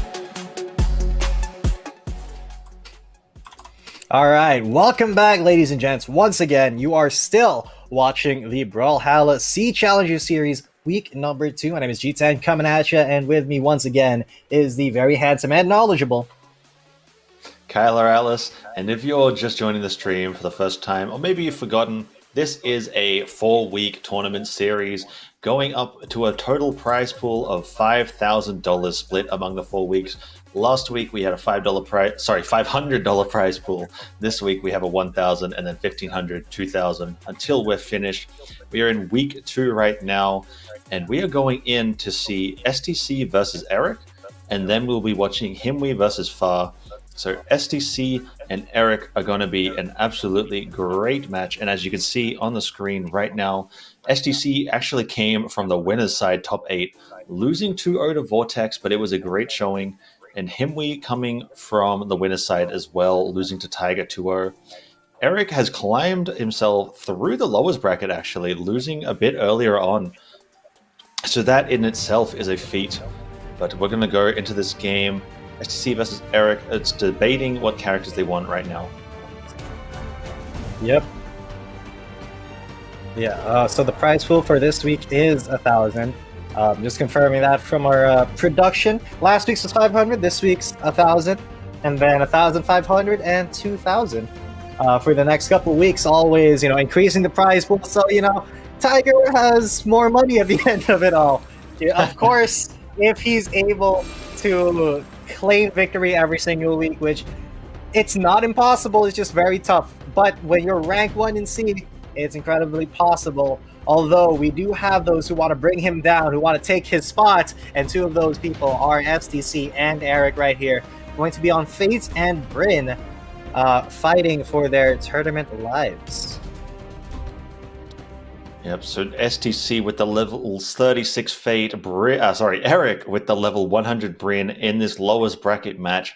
Best of 3 going into the small Enigma. Wow, don't see this map very often, especially not in 1v1.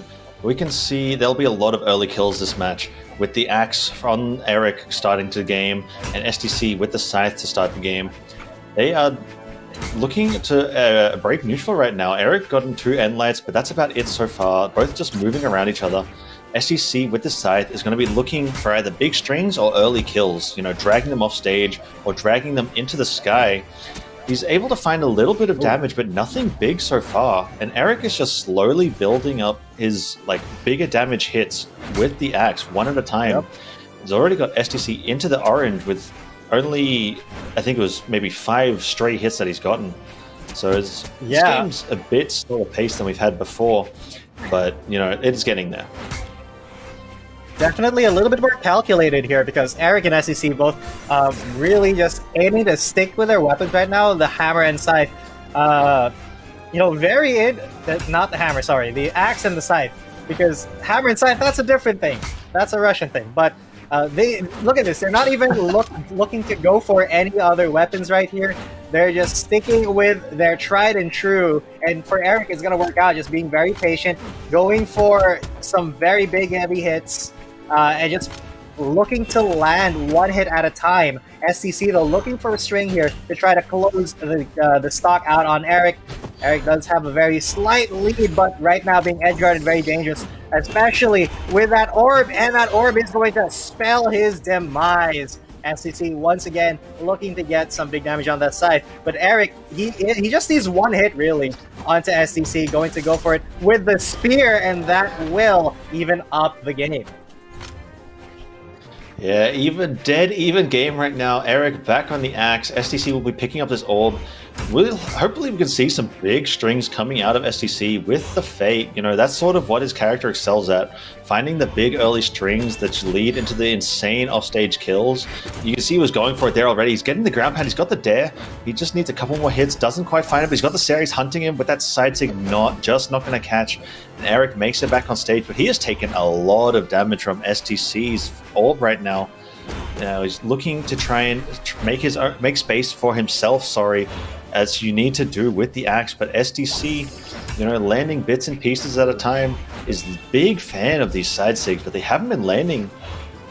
So Eric has been able to build up a bit of damage in return, while STC is going to switch to this scythe, look for the downlight, and try and convert as much as he can. Yup.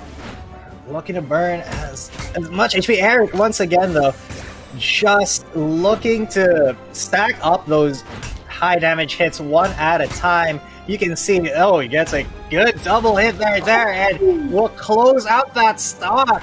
Just with a down air. Ooh. Big stuff from Eric. Now he has a huge lead, considering that he just has to land one hit at a time, extending his stock. This axe strategy is really working out for him. STC feels like he has to risk so much to get into Eric's space, while Eric, he just has to be a little bit patient and wait for STC to walk into the range of his axe.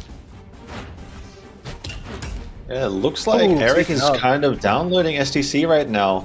You know, he's taken barely any damage on this last stock, but this is a dangerous situation. The STC gets the dare, he might be able to finish this kill. Oh, it goes a bit wide, and Eric makes it back, gets a recovery of his own.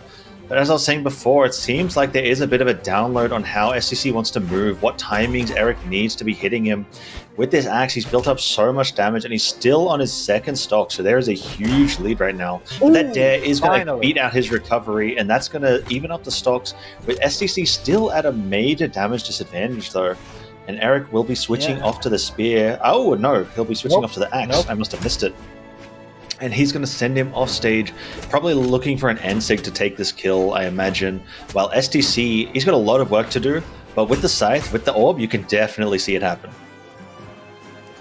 Yeah, you can do it, but STC, he has to be very creative with the way he approaches, because Eric, he's got all the momentum, he's got all the advantage, and he's got these big damage axe hits. STC, he just needs a little bit of leeway to get a good string into Eric, but Eric won't let him do it with the recovery of the spear to take him out finally. That was well fought by STC, but Eric just playing a very calculated game. Yeah, that was very, very close. You know, STC had the lead at the start of the game. He was slowly building up the damage, not taking a whole lot, but as it went on, Eric sort of got the download on where STC wanted to move, what timings he wanted to do, what moves Eric needed to use to counter those. And one thing he did do towards the end of the game that I really like is with Axe, like I was saying in the previous match, your kill moves can be so telegraphed because they are so slow compared to some other weapons, like the Sair, like the recovery. Like, you know, those moves, if you're fast enough, you can just react to them and hit the dodge button and you're safe, and you can even punish them. True. And so what Eric was going for, he was actually just looking for a ton of axe end lights at the end of the game. You know, trying to use a much more safer move. While it may not kill even nearly as early, it'll kill eventually. And if he just isn't getting hit in that time, that's all you need. Yeah. Honestly, that could be the strat. You just need to be a little bit more patient. Just a tiny bit more patient. Now, Eric, he does have the onus. It does feel like he's been able to get a lot of significant information with this match with STC. And STC starting it off, though, he does have the orb.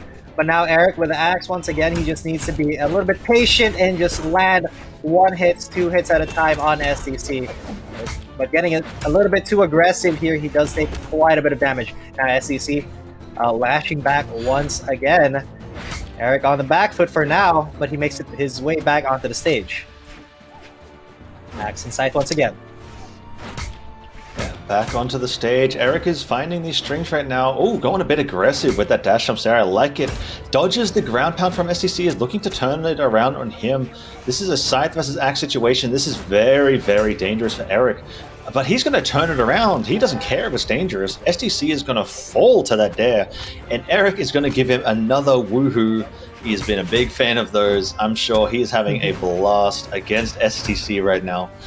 You know, finding these end lights with the axe again, he seems to favor this move a lot. And I can understand why. It is very, very strong. Now, STC is struggling to find the weapon. He picks it up. I shouldn't have said anything. That is my bad once again. But STC is going to look for an opening here, take Eric off stage, going for the deep ground pound. That says just not gonna do it. Eric has to make it back now. And he's got the big big nair to wall, like make a wall between him and SDC, make it much harder to edge guard him. Yeah, and Eric, he is just taking his time here, and SDC is going to take full advantage of that, trying to get him. He does throw his scythe down and finally takes the stock off of Eric. A little bit of emoting before Eric gets back in. He now has the scythe a little bit longer range, but SDC quick on the punish. Don't whiff in front of him. His orb has a pretty good range, but Eric just baiting him to go in. Don't fall for it, SCC. That's what he wants, and he does get a little bit of a string going, but definitely not as clean as his axe play. SCC getting quite a few good hits in, but Eric, he is responding in kind with his own spear. SCC not able to get a hit in as soon as he swapped over to that scythe. And this spear could be the end of it right here as Eric nails that save. He goes back to the axe though, and deep red is where SCC is now. One more hit should do it. And Eric, there it is. This should be it. No, SCC, he can recover. Miss of the weapon throw, and he's able to get back on to the stage for now. But his red is maroon. It's almost brown. Eric just needs really a single attack here, but SCC still extending his stock. He's still trying to find some damage onto Eric as much as he can before the next stock. And if he can even get this edge guard off, but no, Eric punts him back up into the air with recovery. And now they're both in the red. One hit. Who's going to land it first? SCC whips. And Eric, no punish. But Eric, he does get the dare right here. SCC trying to get back up into the platform. He does. He gets the weapon, but Eric gets the string with the unarmed, gets the axe back, and has the edge guard now. Fort is full brown now. It's not even red. It's brown, and finally he dies. Eric gets that stock. Very long and hard fought, but well deserved there. SCC, he played that so well for so long. Man, and that is what you call stock extension. STC, I swear he was on that second stock for most of the game. You know, it felt like the whole game he was just sitting down there at such a high damage, but this last stock might just be deleted just as fast, sorry. It's Eric with the big strings. STC is looking to keep him off the weapon. And, you know, Eric's been playing the mental game in this match. That Sarah is going to do it. Eric's been playing the mental game in this match, but if SDC is not falling for it, then, you know, how effective will it actually be? Yeah. I will see SDC getting the... Oh, Eric with the end light, spear end lights. You love seeing that. You know, it's very satisfying to watch someone hit a spear end light 3-4 times in a row. But SDC, once again, he's on the back foot in this game too, but he can turn this around with the scythe. If he can... you know, get the hits that he needs, get the reads, be that sort of aggression that he needs in this matchup. He's taking him off stage here. He's looking for that second dare. Oh no, that's going to be it. Yeah, just that one axe dare is going to be enough to do it. Eric takes the game too, and that will be a 2-0 in favor of Eric. But it was very, very hard fought. That was a great showing from STC.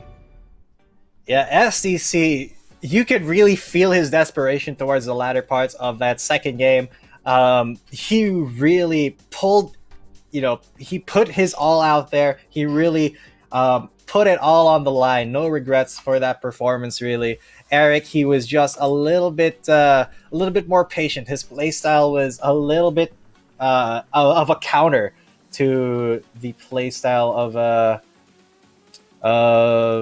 the other. I'm sorry. It was. So I already forgot. I have the brain of a goldfish, but that was STC. Sorry, STC. Yes, King STC from Thailand, the rank S warrior. Most of you probably won't understand that reference, but it's okay. Those of you who do understand will have a blast with that one. But going into this next match, we will have Himwe versus Far. Absolute beast. We saw them earlier today. Himwe was on the Rayman, and Far has been on the Reno mostly. This time, Himwe is going to be hovering the Bryn. The level 40 with the black color scheme looks pretty experienced. Yeah, looks very experienced. But of course, I'm expecting a Reno here from Far, and we get that hover. It looks like he's been really practicing this Reno. Wants to bring it out in our tournament right here. And let's see if he can get this this game versus Himwe. I do believe. Have we seen them before? Were they in? Did we cast them in winners? Yes, like we did. saw Himwe versus Tiger in the winner's side. Ah, all right. Yeah, so being against Tiger is a bit of it's a bit of an experience on its own. But That's Far true. in this match is going to be rocking the brown Reno this time, and he says in the chat, embracing the roach. So he is going to be keen for this game. I imagine they'll go to Demon Island, but it could be it's going to be a Demon Island. It is. On a stage, everyone loves it. It's hard not to love. Yeah, it really is just no frills, no gimmicks, just a very honest stage. I keep saying this because it is true. It just brings out that raw amount of skill that Brawlhalla is kind of known for. So, all right, big early lead here coming from Himwe, but Far quick to get back with the orb.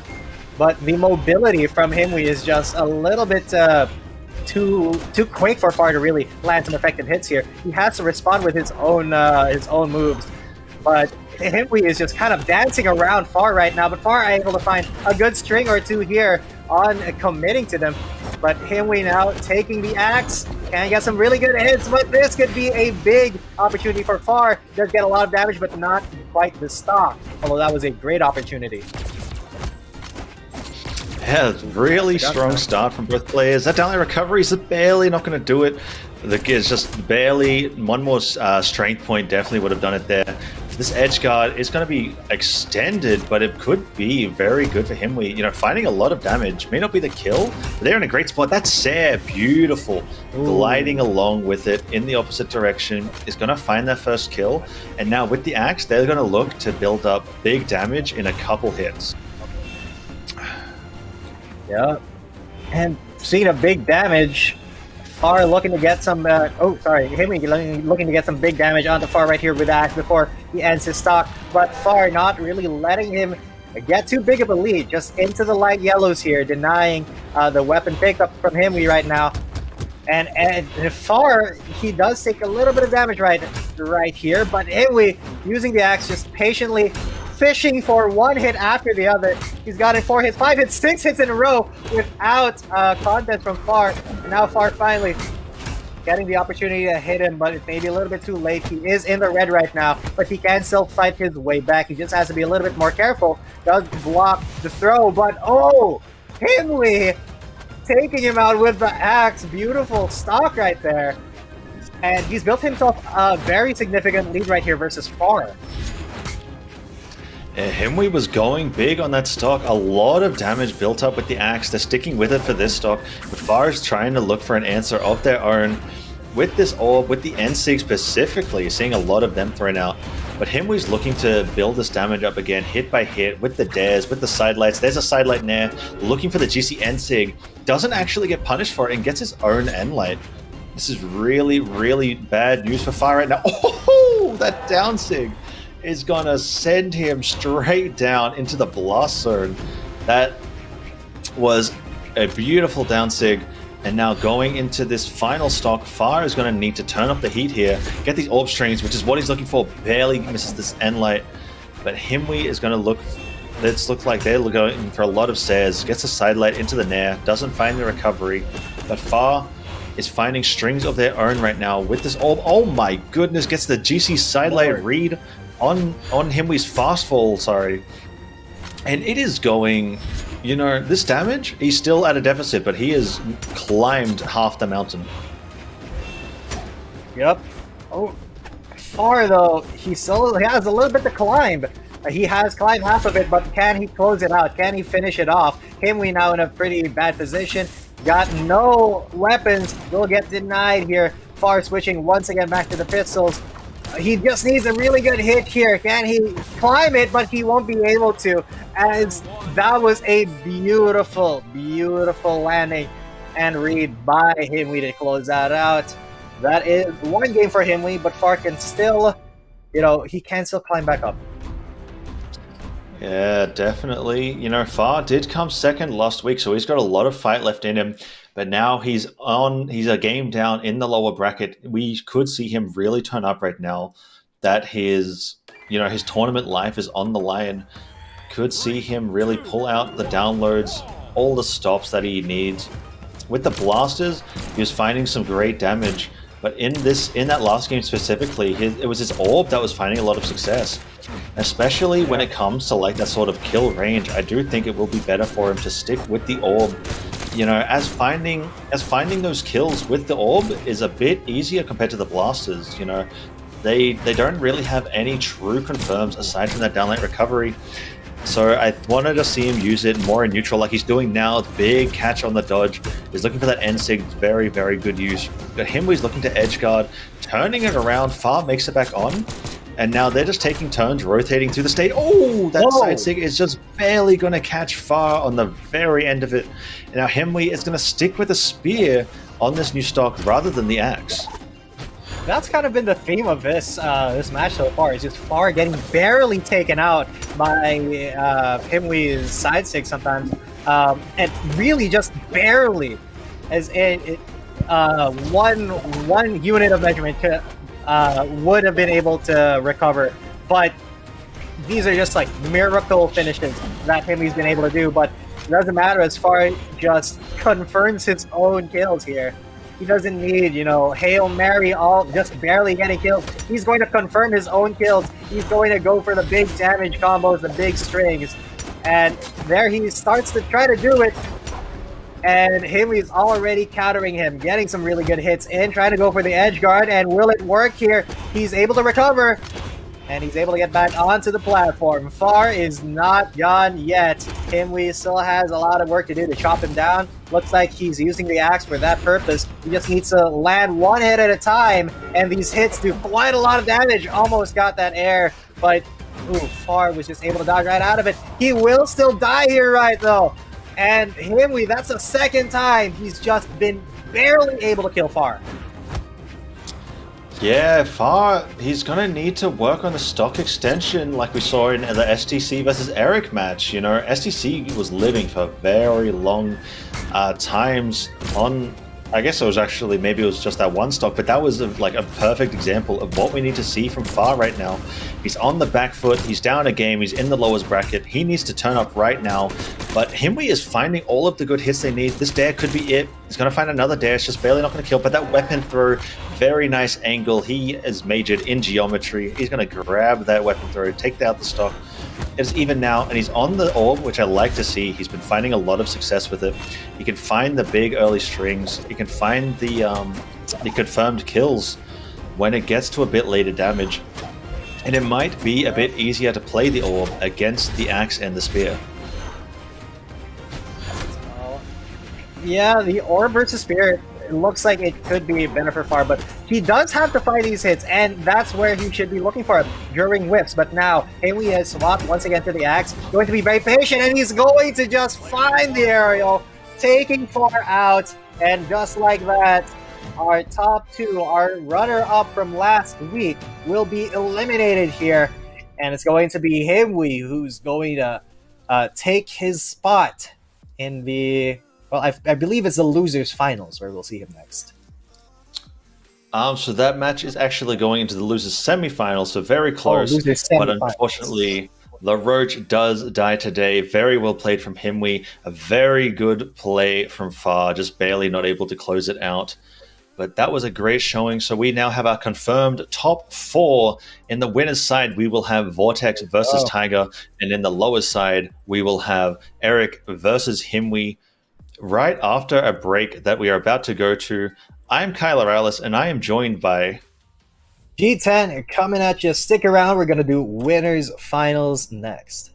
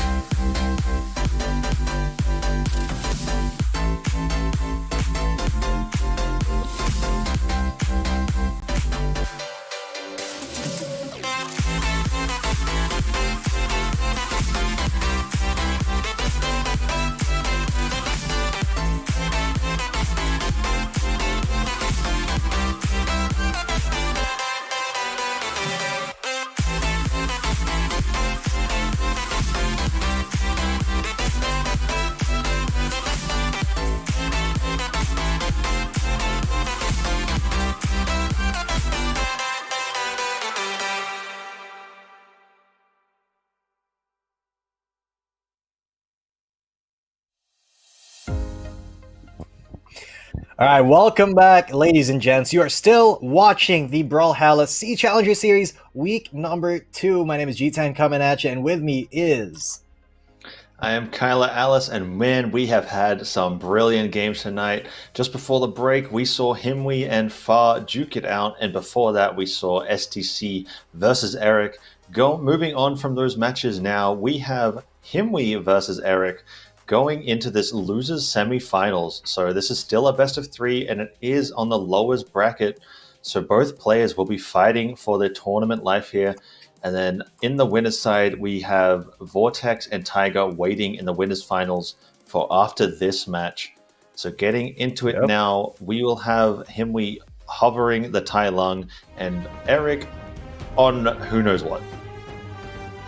Yeah, so Himwe and Eric, they have come a pretty far way to get here. Battled their way throughout the losers bracket. Well, sorry, not Eric, but it was Himwe who battled his way down to where he is right now. Eric just kind of fell here from the winner's semis, but now tournament lives on the line. This best of 3 is going to be somebody's last. So it's going to be Nimue versus Tai Lung, Eric versus Himwe right here, and possible Demon Island, possible Brawlhaven here. Yeah, so we're going to be heading to the small mammoth fortress, which sort of like, used to be the standard map that everyone went to before Brawlhaven and before Demon Island were added. It was sort of like the standard neutral map. But seeing the Nimue from Eric will be interesting. We haven't seen that character yet today. Neither have we seen the Tai Lung or Mordex at all, so this would be a really good match to watch. We're seeing the Spear versus the Scythe on your screen right now. Eric with a small lead, getting the end lights, finding the dares. Again, more end lights. He's just winning neutral right now. Hasn't been hit yet. 20 seconds in, he's got Himwe into the orange, and he is looking strong. Himwe not able to really open up Eric at all, hasn't been able to land a singular hit. I swear, as soon as I say that, he's going to land one, but no, Eric just finds him, baits him into getting hit by that string, and Eric just using his superior movement. Look at how he punishes that movement by Himwe trying to get in, and absolutely insane. Eric able to take the stock out of Himwe without even getting a hit a single time.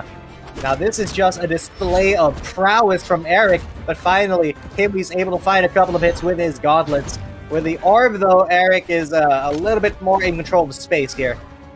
Although some very good hits coming in from Himwe, Eric's able to get a couple of good counters back. Yeah, this is a really strong start for Eric. Hasn't taken too much damage. As I say that, he's going off stage, but he is going to make it back. Pick up the orb. Gets read by the GC sidelight. Sorry, the sidelight into the GC sidelight from Himwe into the recovery. That is going to be a beautiful kill. Evening up the stocks, and Himwe didn't take very much damage getting that together.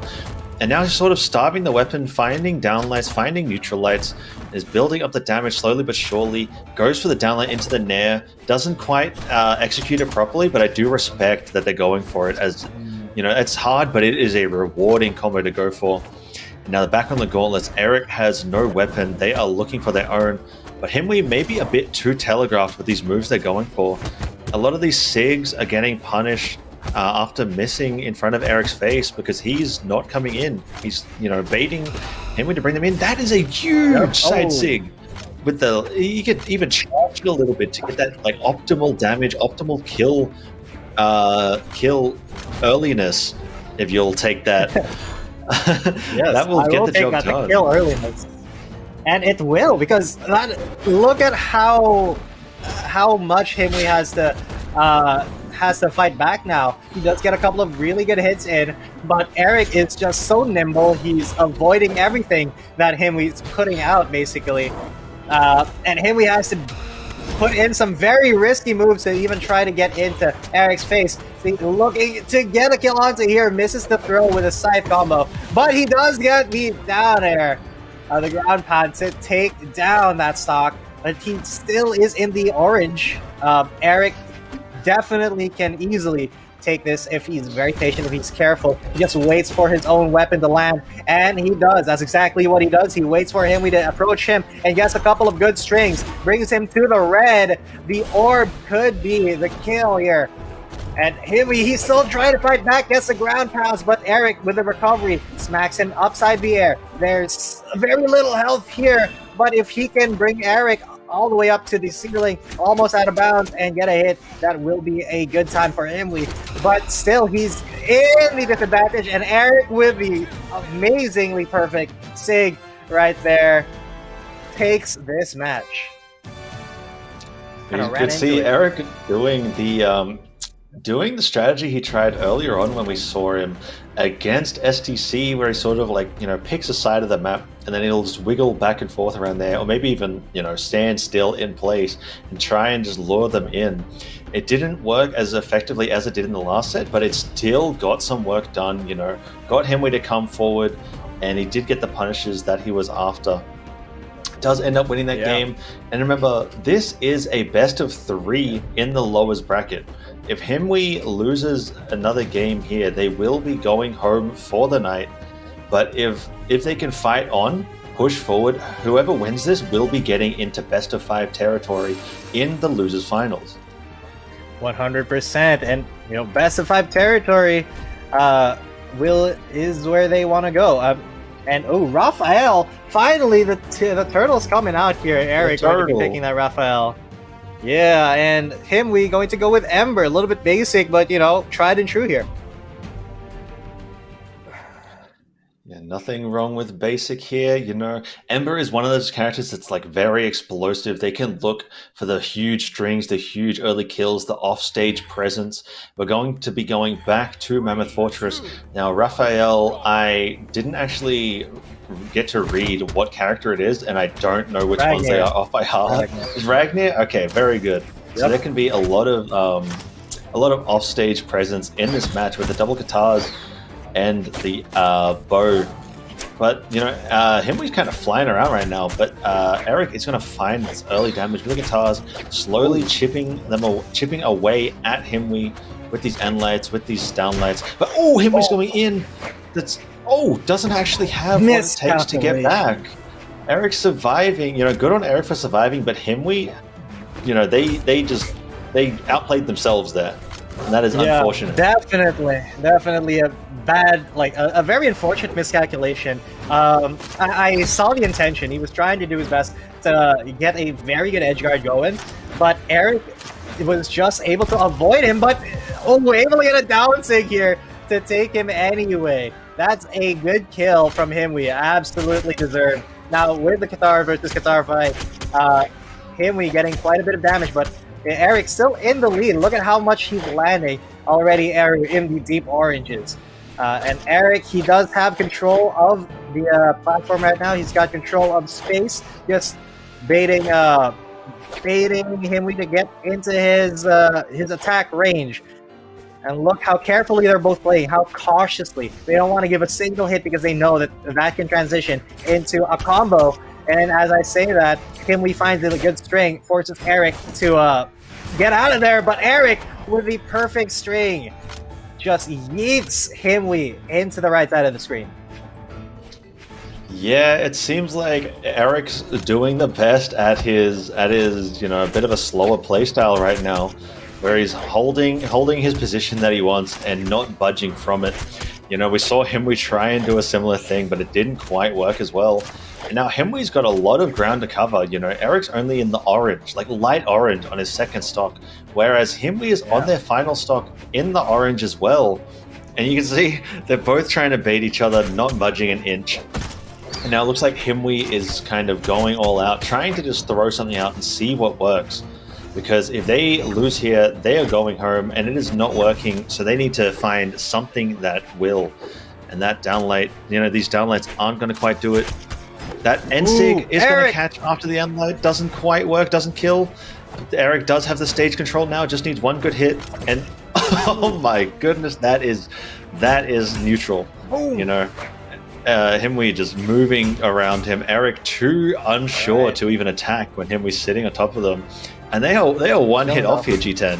That There it Endlight's going is. to do it. It looks like Himwe sort of gave up at the end there, accepted defeat. Yeah, a little bit hard to really get back in the game when Eric has so much control. Look at how much of the zone he has a presence in, and there really wasn't too much that we could do there. Just Eric playing a very clean game, but definitely a couple of miscalculations in the early game. Could have if Himwe was able to not kill himself in that first stock, maybe would have been a little bit of a closer fight. But throughout all that, Eric still played really well, and he will proceed to the losers finals. Yep, so Eric has earned himself a spot in the top 3 in the best of 5. That is brilliant to see. He'll be versing the loser of Vortex versus Tiger. The winner of that will be going to the grand finals. But just before then, we are going to be having a quick little break, give the players a bit of rest, and we will see you back soon.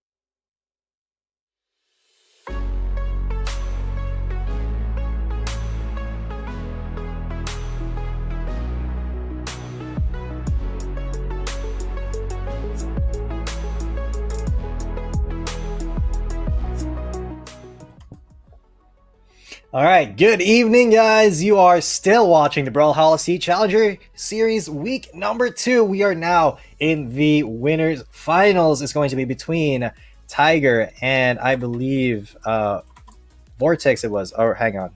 Let me actually check. But my name is G10 coming at you, and with me is... I'm Kyler Alice, and as you can see on the screen right now, we do have Vortex versus Tiger in the winners finals. They both claimed here by taking out STC and Himwe respectively, and down in the lowers side we have Eric waiting in the losers finals, for this best of 5 against one of these beasts that we're about to see. Yep, and we are going to be getting into it really quick. As you can see, we have the Black Knight here for Vortex, while Tiger is going to stick with his Koji. Hasn't really failed him so far, you know. If it ain't broke, don't fix it, and it's definitely not broke.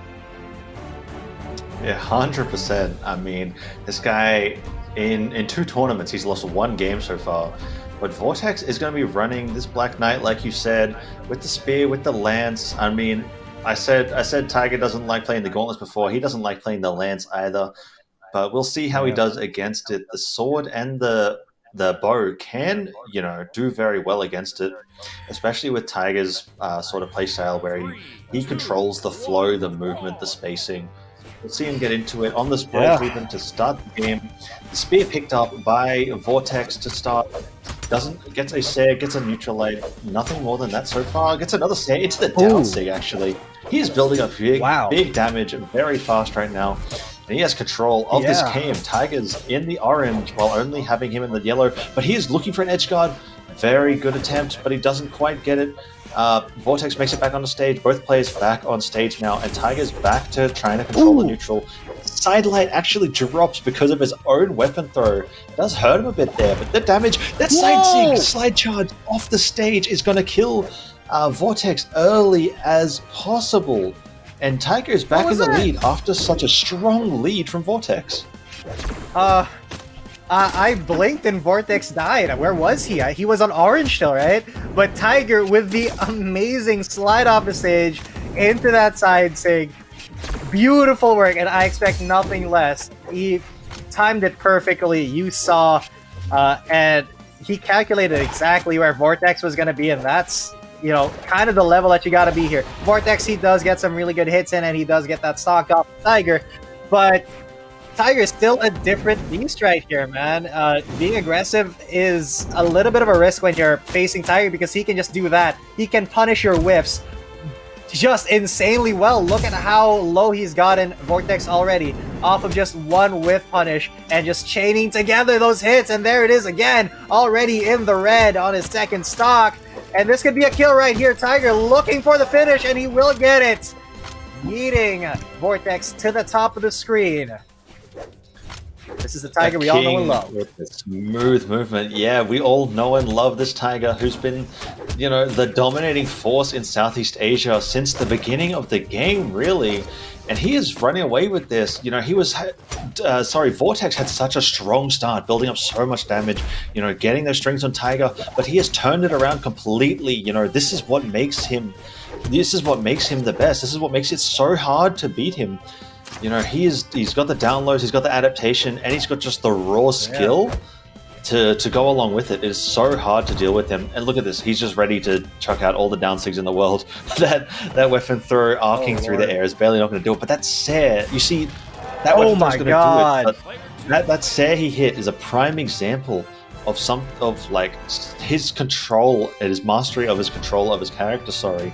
The momentum that he holds, the spacing that he does it, the timing that he does it is all flawless.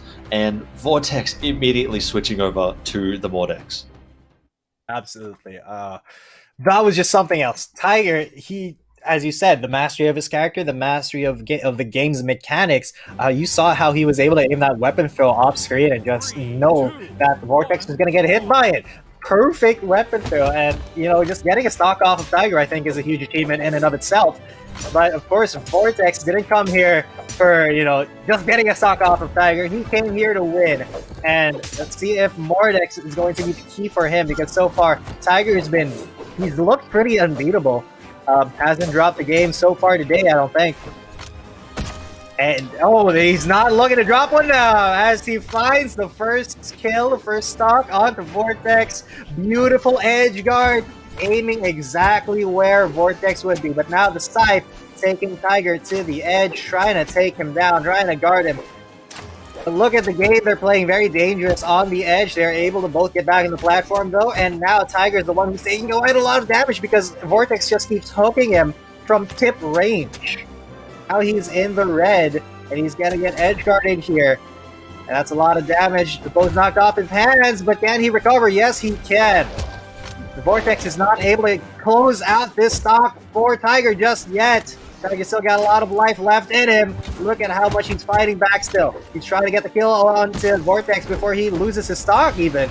But finally, the uppercut will send him flying for his first stock. Yeah, that was a great read from Vortex to actually realize what Tiger was going for there. But you can see, like, Tiger, he's placing everything where he's leading Vortex exactly where he wants to be to find all the best stuff. That downlight recovery on this map, killing on the first try is an achievement in itself. You know, the ceiling on this map is so high.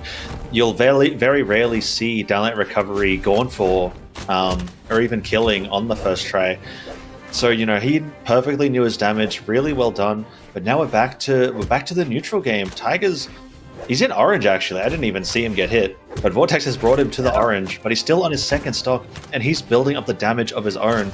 You know, trying not to give Vortex any room to move around. Yeah, speaking of movement, look at how Tiger is just micro moving, but this could be it. If Vortex is able to edge guard him, he's not able to. Tiger still makes it back onto the platform, grabs the sword. Brilliant attempt there, but it's not going to be enough as Tiger just takes this match off of a very good punish. And that's going to be it. 2-0, I believe it is. Tiger advances to the grand finals. I believe the grands are only best of 5. So good job. Tiger is going to be our very first grand finalist once again. Yeah, brilliant work from Tiger. So he's going to be taking out Vortex there. That was a brilliant showing. And we're going to see Vortex in the losers finals against Eric. Sorry, excuse me. You know, maybe we will see him bust out that Black Knight. Maybe we'll see him bust out that Mordex. You know, because against Tiger, he didn't really get to show us much of what either of them can do. Sorry. So we'll have to see what he does against Eric, and he will be looking for that Val that he pulled out earlier in the tournament. Yep. Let's see if the Val can serve him well here. Eric, though, has been doing absolutely well. He's been doing some work right here. Even though he just came down to the lower brackets, in the last round, being able to take out Far. Sorry, I think it was it Far or was it STC that he was able to take out? Not quite sure, but STC. Yeah, being able to take out STC here in the lower brackets is a big win on its own. Now being in top 3 here, of course he's going to be looking for, I don't know, maybe he's going to go for the Black Knight once again. I believe that's who he was playing against STC. Or was it was it Bryn? I'm not quite sure. Eric, I believe, started on the Bryn at least. Well, you know, he's been pulling out all sorts of characters. Who knows what he'll be bringing to the table in this next match. But just quickly before that, we're going to have a quick little 2-minute break. Give Vortex a chance to settle down. Unless Eric is ready to go. Actually, yeah. Eric is ready to go. We might just go straight into it and see where they choose to go. All right, we can go straight into it if Eric wants to go, and I think he is going to pull the trigger right here. So we're just gonna go for it. Vortex versus Eric, the lower bracket or the losers final, to see who's going to go up against Tiger in the grand final. This is best of 3 still, so it's going to be a little bit quicker. Not as long as our best of 5 later on, but definitely still going to be a little bit intense. Let's see if Eric does stay with Raphael, that Ragnar skin. I do like to see the turtles.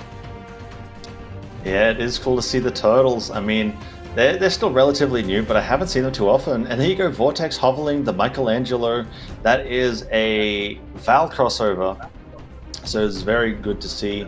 I didn't actually think he had it, considering he wasn't using the skin. But when the players are ready, he's hovering the Stevoni now, another crossover for Val. So it looks like he is going to be sticking with the Val, just the skin we're not too sure about. But we're going to be going into this match, and he is going to decide on his skin, and then we can get into map select. Yeah, alright. So, Val, Stevani or Val versus Raphael or Ragnar. Let's see if these skins will help our players in any significant way, shape, or form. But of course, you know, it's still a little bit nicer to play Brawlhalla when you're playing with the skin of a franchise that you really care about. But 100%. Possible Crystal Temple or Brawlhaven here. Apocalypse could be a map, but I'm not quite sure if...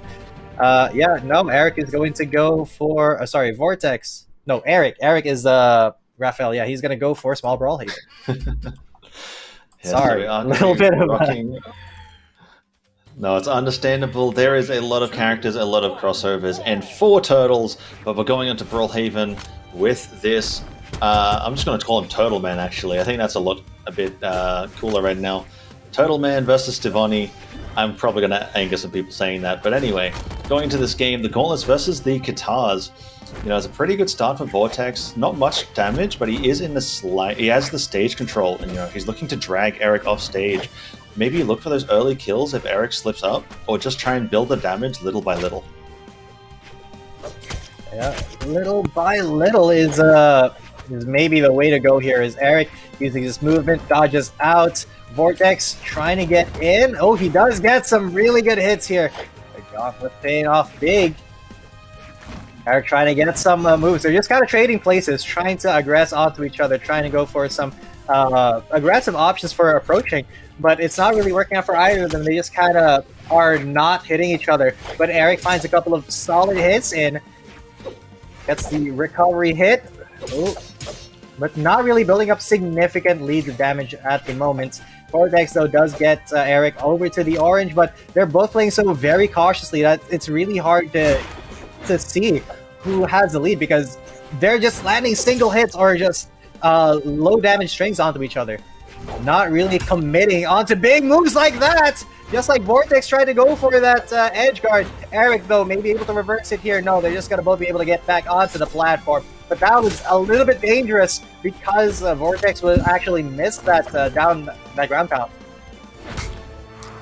Yeah, they're playing a dangerous game when they go off stage. I mean, the neutral game is a bit slower, a bit more calculated than we're used to seeing from most of the other players. But when they go off stage, you know, it's any man's game.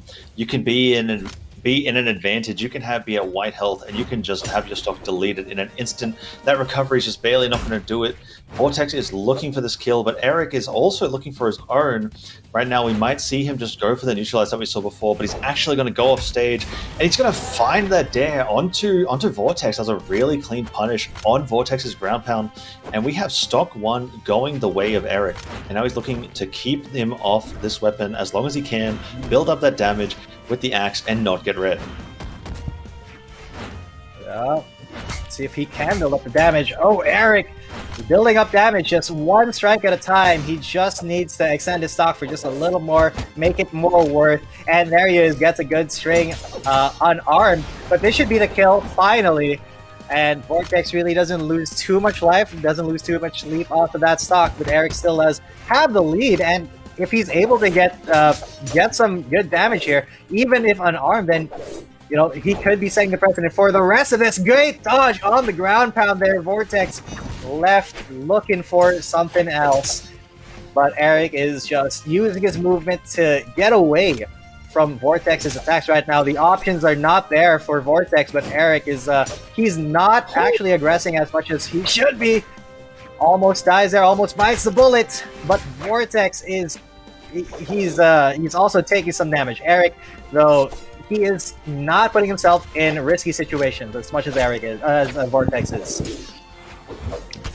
Oh man, you know, this game, this match right here is so heavily into the neutral. It is so surprising when you see them like go deep off stage like they have been. But right now, Vortex is beating Eric a little bit with the unarmed. Now he switched to the sword. He's looking to win that neutral game against the axe, punish its slow moves, gets a downlight dare, sends him off stage. He just needs one more hit to confirm the kill. Doesn't quite get it, but Eric doesn't make it back. He was too threatened by Vortex's sword swings to make it back. So that's going to be a stock lead for Vortex. With the sword, he's got two of them sitting in the air. He's got the N6 starting up, and he's going to be looking to starve Eric as long as he can. He's going to chuck the gauntlets at him, keep the sword. It looks like this, the sort of like area control that the sword offers is what Vortex is looking for right now. Maybe more comfortable with the weapon, where he can just, you know, neutralite and nair Eric as much as he wants, especially in this sword versus katars matchup. Yeah. Oh, Eric though, he's taking his time. He's just biding his time. He's trying to collect his thoughts before actually coming back onto the platform, as Vortex is getting some really good hits in, but being very risky, and Eric is going to take full advantage of that, is able to actually get a hit as Vortex almost recovers fully. But now Vortex in the red. Eric just looking for one hit to close it off, and there it is. He still has to fight a little bit longer. And it's going to be a little bit difficult because he is in the orange. But with the axe, he should just be looking for single hits or one, two hits versus Vortex here. And he should be able to get back up, to fight back. But Vortex, he's really finding these sword hits where Eric doesn't want him to be. He's getting edge guarded. And Vortex, look at the pressure that he's applying on the edge just by being there. And now Eric, he's the one applying pressure. He's the one getting the hits as well.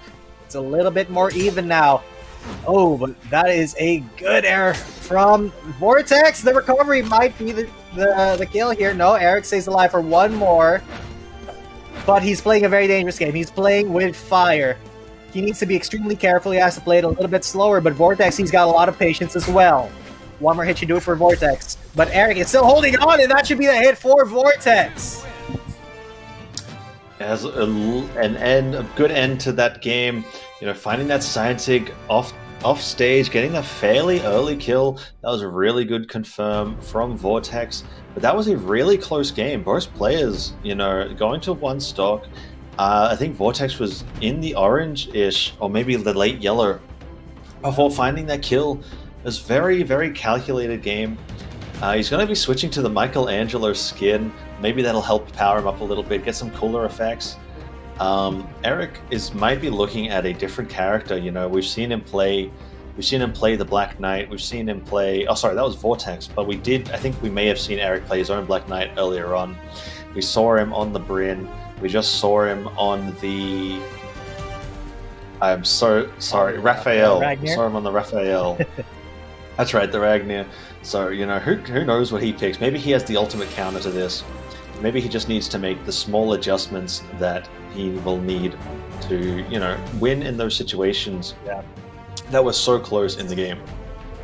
Sometimes the small adjustments are really where it separates, you know, great players from good players. Those little micro adjustments, those micro mechanics that really make up a high-level Brawlhalla game, which, you know, we see a lot right here in Vortex versus Eric, because the movement that they use to each other to combat against each other, you know, attacks are basically afterthoughts, and they're trying to outplay each other with movement. But we're gonna at least get a little bit of a good lore fight here, where we have the two Teenage Mutant Ninja Brothers, Michelangelo and Raphael.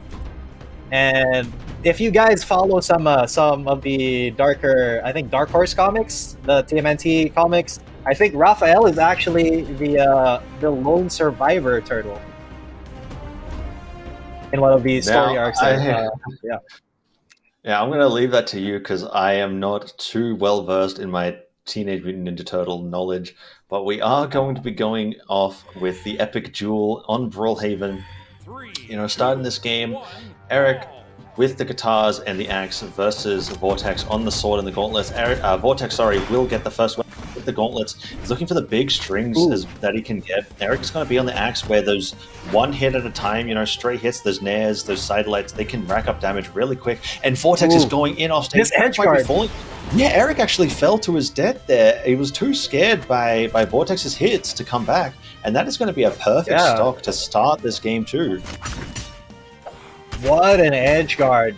Good stuff coming in from Eric right there.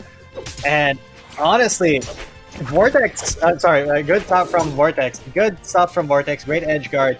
Eric was just not prepared, and I think he kind of bargained too much on Vortex being a little bit passive, like he was in the last game. But that aggression from Vortex, man, it paid off in spades, giving him a full stock lead right now, and Eric is not really able to control space as effectively as Vortex right here. As you can see, he is getting some hits in as well, but Vortex, by and large, he does have the lead, and look at the way that he's just chasing Eric all the way around. Eric is able to get some good damage of his own.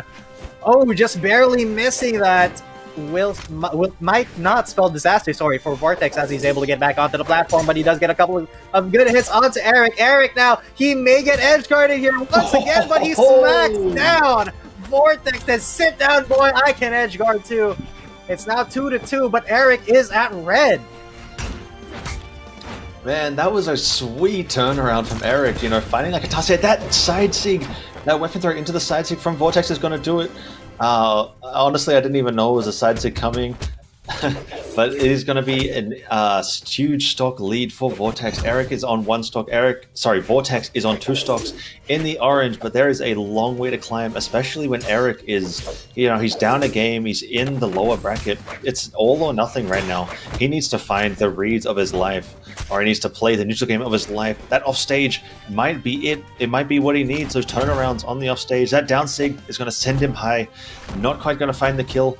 But Vortex, he's catching these nairs, and no, that should be dead. As long as Vortex doesn't save him here, and he's going to go to the bottom of the stage, and he is going to gravity cancel and dance on Eric to secure that win. And that is going to be a 2-0 for Vortex in the losers finals. All right.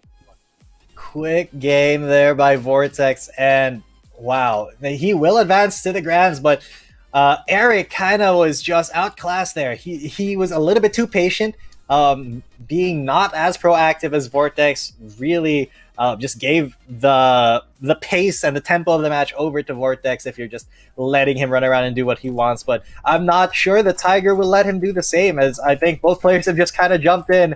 They're ready. I think we do need a break, but all right, you can see in the lobby they're already ready. They're just asking if they're actually gonna go. But we will just take a little bit of a break. Let Vortex, recover a little bit. That was a long set, Tiger. We know you're excited, but your victory royale can wait for 5 more minutes. My name is G10 coming at you. I'm Kyler Alice, and we will see you very shortly.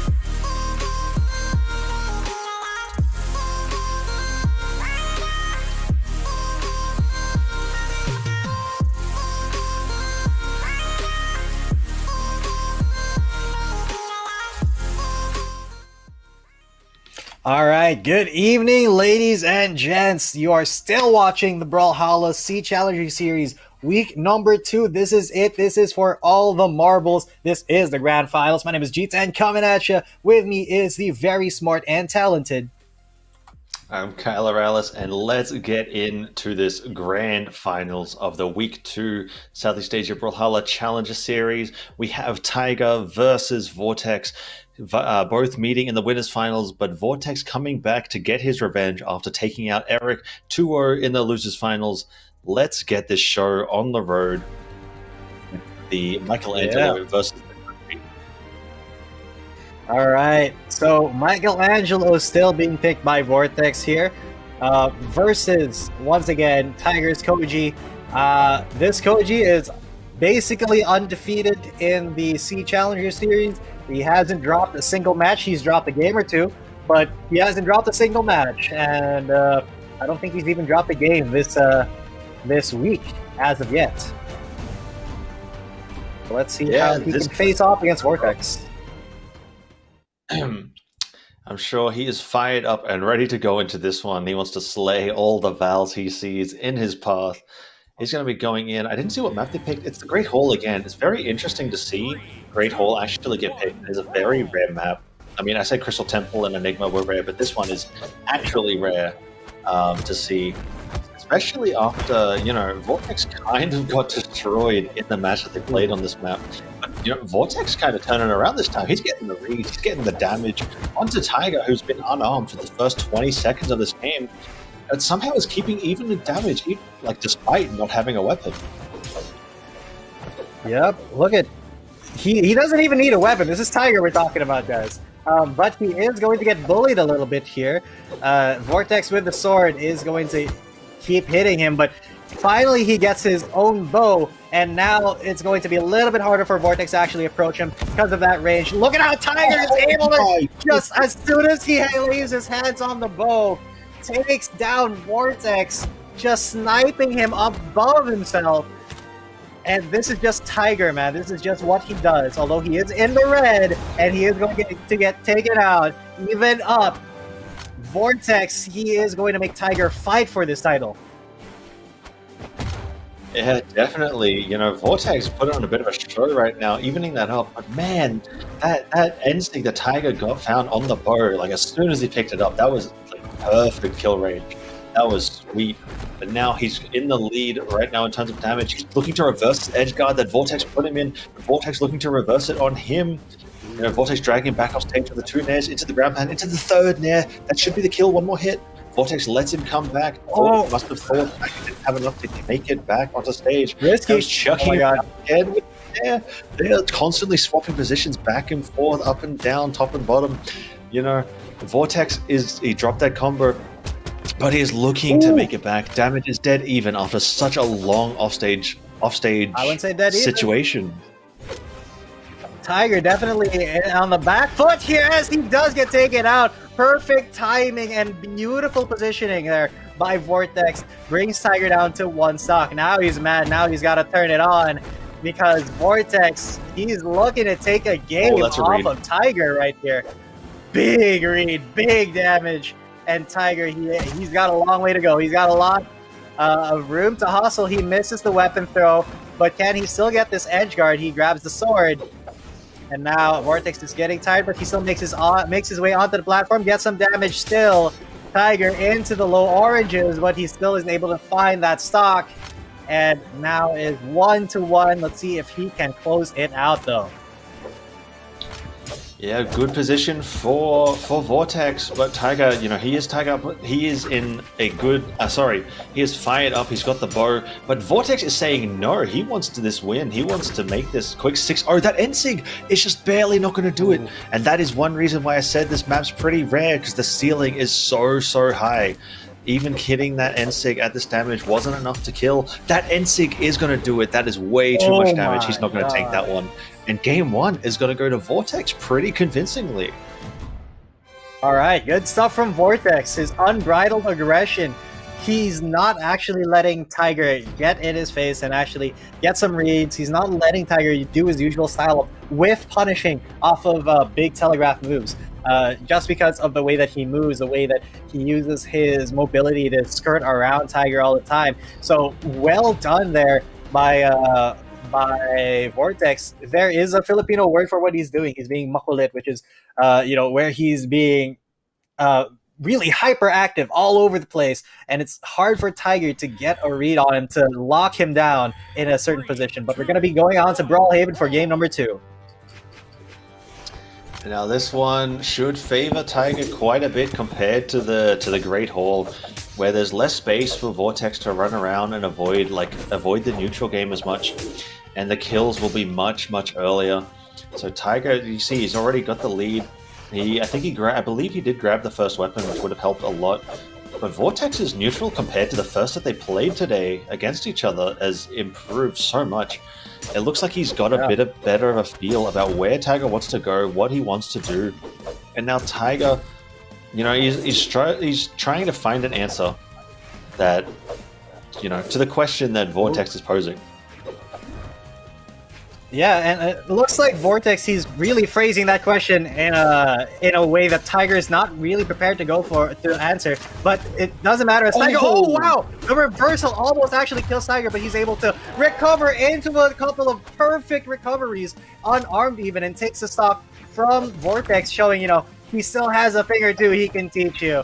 It's not all about that aggression and mobility. Sometimes it's about picking your fights, picking your attacks, and Tiger is really good at that, although he is in the red right now, and he will get finally taken out by Vortex, who is very healthy still, barely in the yellow. Oh my goodness, Vortex just went for a read and a half. And he would have got it too if he just was a bit cleaner on the inputs. But he is rolling Tiger right now, running away with this lead. He's building up so much damage, finding the nairs, finding this downlights that he needs to build the damage on these gauntlets.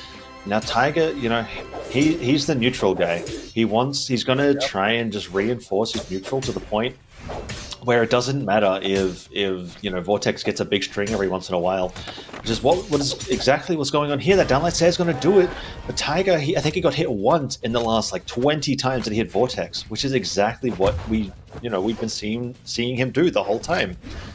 He's going for these says. He's got no dodge on Vortex. Gets neutralite into the nair. He's got another neutralite, and now Vortex is just getting walled out. Tiger doing what Tiger does best. Yep. And really, Tiger, this is his style of play. Although only a couple of more hits should do it on either side, really. But Tiger, he's got a full stock up, and he does bait the approach from Vortex, and with a perfect read, he's going to be able to take that game 1-1 so far. Yeah, that game was very, very fast. Tiger was definitely fired up in that one. Didn't let Vortex get as many of the big strings as he did in the first match, but now Vortex is switching over to this Koji. He's leaving Great Hall open again, and this time Tiger's gonna go with Crystal Temple in this Koji mirror match, where they can, they both have the bow to catch each other as they try and go on platforms to get the long range downlights, and with the sword they're gonna be flying around. 3, 2, 1. Yep. Brawl. If they can keep them from if Tiger can keep Vortex from really flying around, although off to a really good start here, Tiger getting some great damage, but Vortex, he is going to answer in kind with his own sword, and that is a lot of hits onto Tiger that he's not really prepared to answer. Finally gets another hit off onto Vortex, but now they're pretty much dead even, just answering each other's hits, not really committing to big moves, just trying to get a good hit in there, one or two, and basically playing the same character here. Vortex, he has to be very careful, because Tiger, he can't just do stuff like that. He's really good at catching you in the air with his bow. Oh, just like that, he reverses the sig. Wow, and gets the sword as well. Recovery almost kills, but not quite. Just one more hit should do it. He's now in the deep red. That was a big whiff and a half, but Tiger with no punish here. Vortex almost biting it there, but he will finally bite it with the recovery from Tiger. Back to the bow. Yeah, back to the bow. Tiger's key weapon in all the matches we've seen him play this week and last week. But you know, he's also found success with the sword. He's very good at finding the side lights, finding the neutral lights. Vortex lands a down light, but doesn't combo off it. It looks like he's looking for a ladder, maybe. He doesn't quite find it, but he will find that GC down light into the recovery. That's going to even up the stocks. Even though he is behind a little bit in the damage, he has the bow, and Tiger has no weapon. So he is in a great position to start off the second stock. Tiger, very hard to hit, but he is going to drag Vortex with him. Catches his dodge. This could be really, really bad. Vortex needs to be careful with these gravity cancels, you know. If he gets caught without his dodge against Koji's bow, he can find himself in a lot of trouble, but he is actually finding all the hits onto Tiger right now. The damage is very slightly in Tiger's favor. It's evened up dead even again. They're both just clawing each other off of each other as they're going into this match. Now we've switched to the sword versus the bow. The sword for Tiger. That GC side sig! That one would have been hard to react to, and he read Tiger not committing to that hit that he landed. That was really, really clean. Finding an early kill, you know, across the map, and now Tiger has to find the stock. Yep, and he's looking for it, he's working towards it, but of course Vortex is not going to give it to him for free. Look at the damage that Vortex is laying down onto Tiger, even with very little left in his own stock, and Tiger really having to fight for it. He's missing the weapon throw, he's going to go for the edge guard, he does get it finally. Just a downlight will take care of Vortex, but now Tiger's got a little bit of a rough mountain to climb because he's already in the orange, and Vortex has proved that he can land these hits when it counts versus Tiger. Look at this, already bringing him down to the deep orange. Oh, yeah, into the red now. He's being dragged off stage. You know, Tiger is in a very bad spot, especially against this Koji bow. Ooh. A down leg will probably kill him. An end sig will kill him. A down sig will kill him. On the sword, that down leg recovery. That GC down leg recovery is going to do it. Vortex going in with a 2-1 lead over Tiger in the Koji Ditto of all things, and he's actually making Tiger swap off onto the Undertaker. All right. Tiger finally taking off Koji for the first time. This is the first time we're going to actually see him play a different character. This is Thor, if you guys didn't know, but it is the dead man, the Undertaker, sadly retired from wrestling, but he has given us decades of entertainment, and he's continuing to do so now here in Brawlhalla. And Tiger, with sporting that Undertaker skin, he is going to take the first hit, but this orb should be doing some work here, and he does. He gets a pretty good string off onto Vortex, dodges a hit, and grabs another couple of hits. Look at it. It's once again what the Tiger that we're used to seeing, just whiff punishing everything that you don't hit. But Vortex finding a couple of good hits here of his own as well. Tiger now, he has to use his mobility, really, to get past the volley of arrows that Vortex is just constantly throwing out. Yeah, Tiger's really making me rethink this matchup. The way he's been using that orb stare and that orb side light to get through and punish Vortex's moves is really, really looking good. That downlight, side light downlight recovery is barely not going to do it. That down dig from Vortex is not going to do it either, but it was a nice find. Read to find. He goes for another, just barely doesn't get punished, but now Tiger's on this hammer. He can find kills very, very consistently. That dare is going to beat out Vortex's GC side sig. But that hammer, you find that in the late damage, it's orange, it's red, that's going to be a kill with every move that it has. And at white, here we go. Oh my goodness, forget what I was saying. Vortex is going to dance on him and hit that dash into the side heavy out of the blue. That didn't even see that one coming. That was really well masked by Vortex. And now stocks are even, but he is at a damage deficit. Yeah, he's definitely mad though. Tiger is kind of fuming. Look at how he's being more aggressive now. Grabs the hammer and just starts the train. Vortex, now he's going to have a little bit of a tougher time. The hammer does have added range, but of course that means its hitbox is a little bit wonky, and sometimes, you know, if he's too close, you won't be able to hit him. But Tiger, he does have mastery over this hitbox, and he does get a couple of really good hits and closes out the stock as well. Great string from Tiger there, and now he can still extend his stock by quite a bit. He's only in the orange, and he's got the orb. What can he do with this, though?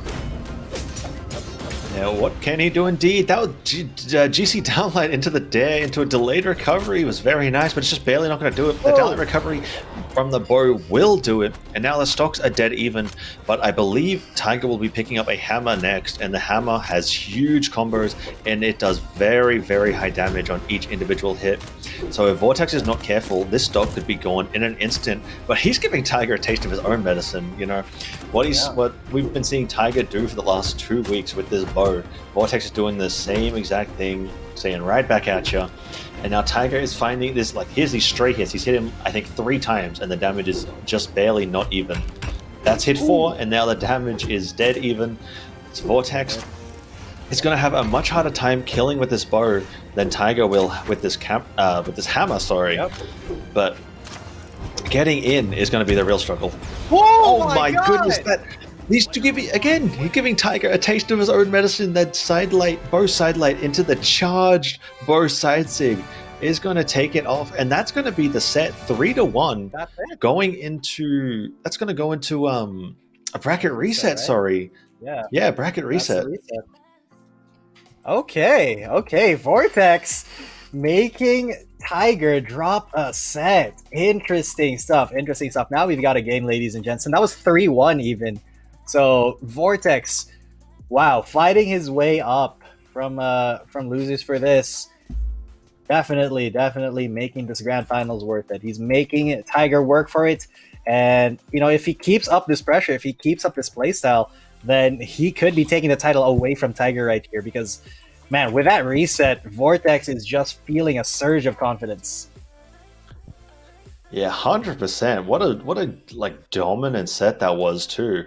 I mean, some of the games were pretty close, but you know, he was in the lead for the majority of them. And as you can see on the screen, the top 8 right now, man, brilliant from Vortex. Going into this first game of the reset, both players will be at 0 wins apiece now. Whoever wins this set will determine the winner of the whole tournament. Going into Demon Island back on the Koji mirror match, we'll see who can get the first weapon. Yep.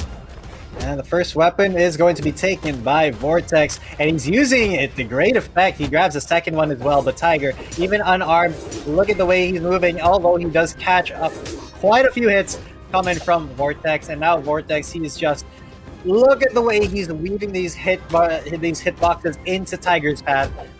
Tiger, though, once again, punishing on whiff is kind of his style, and he really has to make sure that he's able to punish these whips just like that, but he wasn't able to get that side sig that would have done a lot of damage to Vortex. But Vortex, he's just getting consistent damage quickly and easily every single time. Although he will be able to get that one string, commits to it, and Tiger does not die quite yet. He is still in the deep red, but this should be it, though. The aggression from Vortex. Once again, he's going to get the first stock here.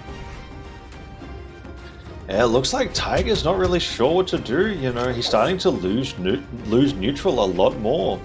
You know, Vortex getting the download of what he needs. That's a dodge core. Doesn't quite get anything off it aside from that dare.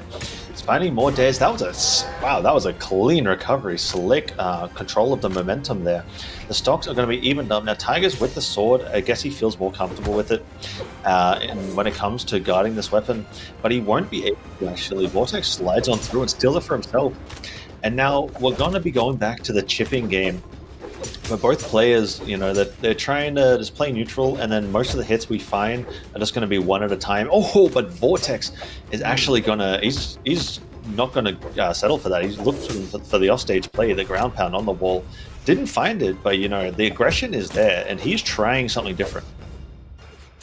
Yep, and Tiger, though, he is punishing that something different. Look at these hits from the sword already bringing Vortex to red health, but Vortex, he's still fighting back. Look at how he's just he's constantly moving, constantly trying to get out of Tiger's way, trying to get out of his hitboxes, but Tiger's so miraculously fighting these hits anyway. Vortex, though, his movement is just so good, and he's able to get hits like these onto Tiger, almost killing him. Gets, the uplight, will it be the kill, though? The recovery finally is able to take him out, but Tiger looked like he was just floundering there, waiting for permission from Vortex to land, and Vortex just didn't give it to him. But now he should be here with some authority, and there it is, that neutral stick in the air. Tiger, oh, he should be able to close this out now with the sword, but Vortex still holding on with a sliver. And this should be it, though. Yep, that is going to be it. The damage, the stocks are even. The damage is fairly even again. This is pretty much a repeat of the last few games we've seen, you know. The first 2 games were sort of different from the others, but after that, the last, I think, 3 games have been very similar, where it's one person gets a significant lead and then they just lose their stock straight away. Tiger's going for this offstage play, but he's going to get it reversed on him. He's not going to be able to touch. Vortex's ground pound is going to take it, and now he is 1-0 up in the bracket reset after taking him out 3-1 in the set before, and Tiger is going to switch again to Hattori. Okay, Vortex, I see you, guy. Well done. This is definitely uncharacteristic for Tiger. Not saying that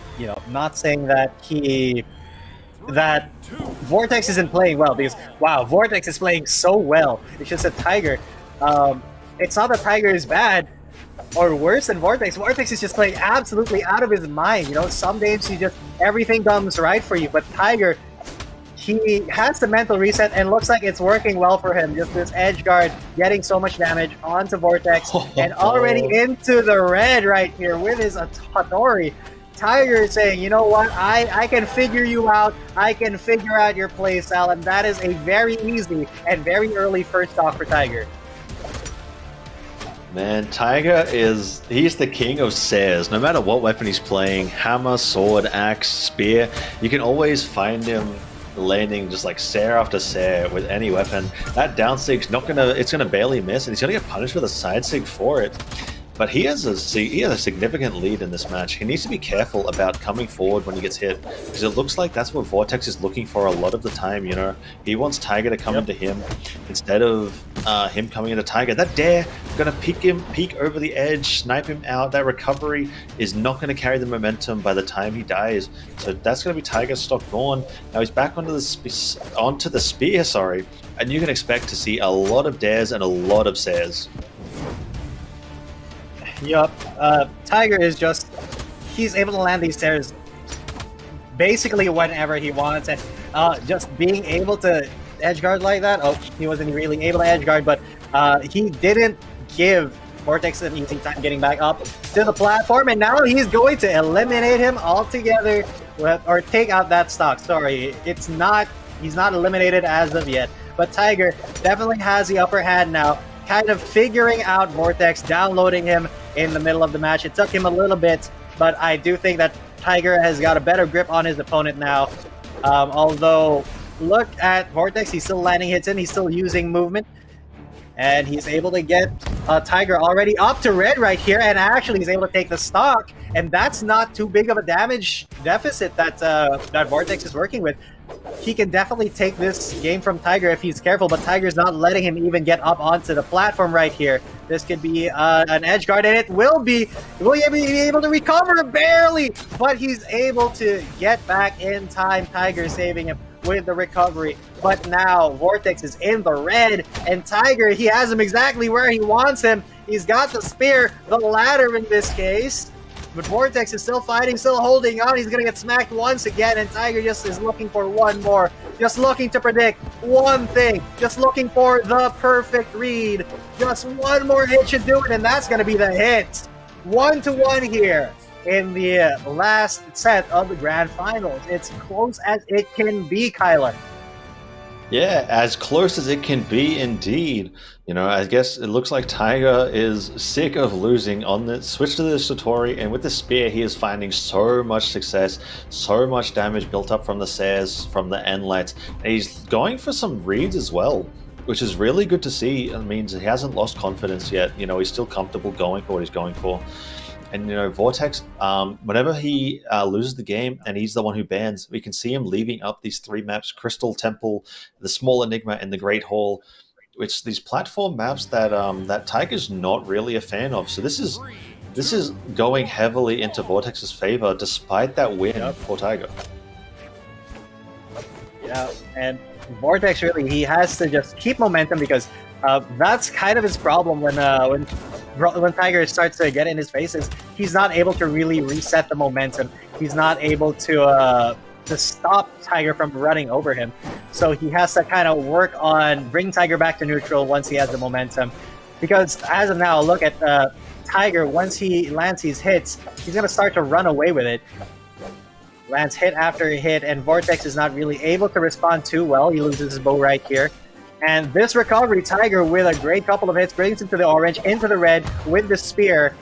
He does get a good hit in, but Tiger definitely has a pretty substantial lead right now. Ooh. Yeah, pretty good lead, but it is getting closed up by these nairs from Vortex's sword. You know, that spear stare is barely not going to do it. He just needs one more. That'll be the kill. He's got to come back on the stage now, though, because he went too low. That stare is going to do it to punish the NC. No, it's not going to do it, actually. Excuse me. That's going to just barely live. That recovery is going to pick up over the edge. And now both players need one more hit to do it. That was a beautiful bait. Did the jump into the... He jumped, fast fell, and then went for a bow recovery. Just raw.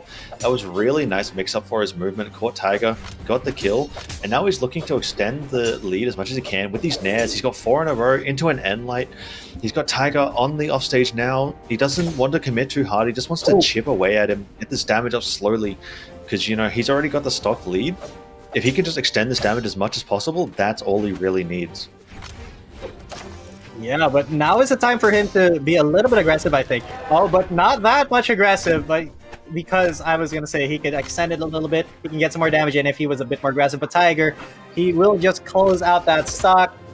All things considered, it's not too big of a lead. He is just in the orange, just solidly in the orange.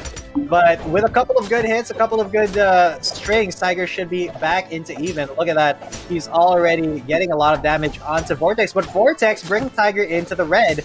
This could be very deadly. As you can see with the up airs. My god. Let's see. The hits coming in from Vortex are just getting eaten by Tiger. That recovery will seal his fate as well. Perfect timing on that recovery. And this is Vortex bringing Tiger to his final stock here. It's not yet match point, but this is still very delicate for Tiger. It's anybody's game here. Vortex has just been playing absolutely out of his mind on Tiger's own character, and it's kind of messing with him a little bit. Not gonna lie, I think. Yeah, it could be. You know, switching characters that much, it keeps you on your toes, especially if you're switching off like one character that you've played for most of the time. Yeah. But like in this match, the biggest thing in terms of the stocks is that Vortex is taking so long to die almost every time. But whenever he does die, he's finding the kill on Tiger like very, very quickly. That ground pound is going to do it to take him off. But like he was at probably nearly 300 damage there, and that's when he died. So that's way too late. Tiger really needs to find these kills much, much earlier and survive a lot longer in order to get this. But he's looking into this neutral game now with the sword. The Vortex is catching him out whenever Tiger tries to move somewhere. That down air recovery kept him alive, and Tiger's, you know, he's getting the stray dodges, like catching Vortex's dodges every now and again, but not getting a whole lot off them. And there's you know, he's really struggling to find anything big. Yeah, he really is. And actually, this should be it. Tiger is gonna go, and this is match point, game set and match point for Vortex. He's gotten two maps already in this bracket reset. So one more match, and Vortex could be replacing our defending champion Tiger at the top of the standings. And, you know, it is a significantly bigger prize pool this time. So I believe, I think he's getting like $500 or $250 or something for the win. But regardless, man, Vortex almost going to do the unthinkable. Yeah, the unthinkable indeed. I mean, it's been what, 6 years, nearly 6 years, when Tiger's still been at the top. But this map, Brawlhaven, it is great for Tiger specifically as a player. But at the same time, it is really good for Koji. He can find those really early kills with the bow, with the sig. That side sig is just barely not going to do it. Center stage at orange nearly killed, and that's exactly what I'm talking about.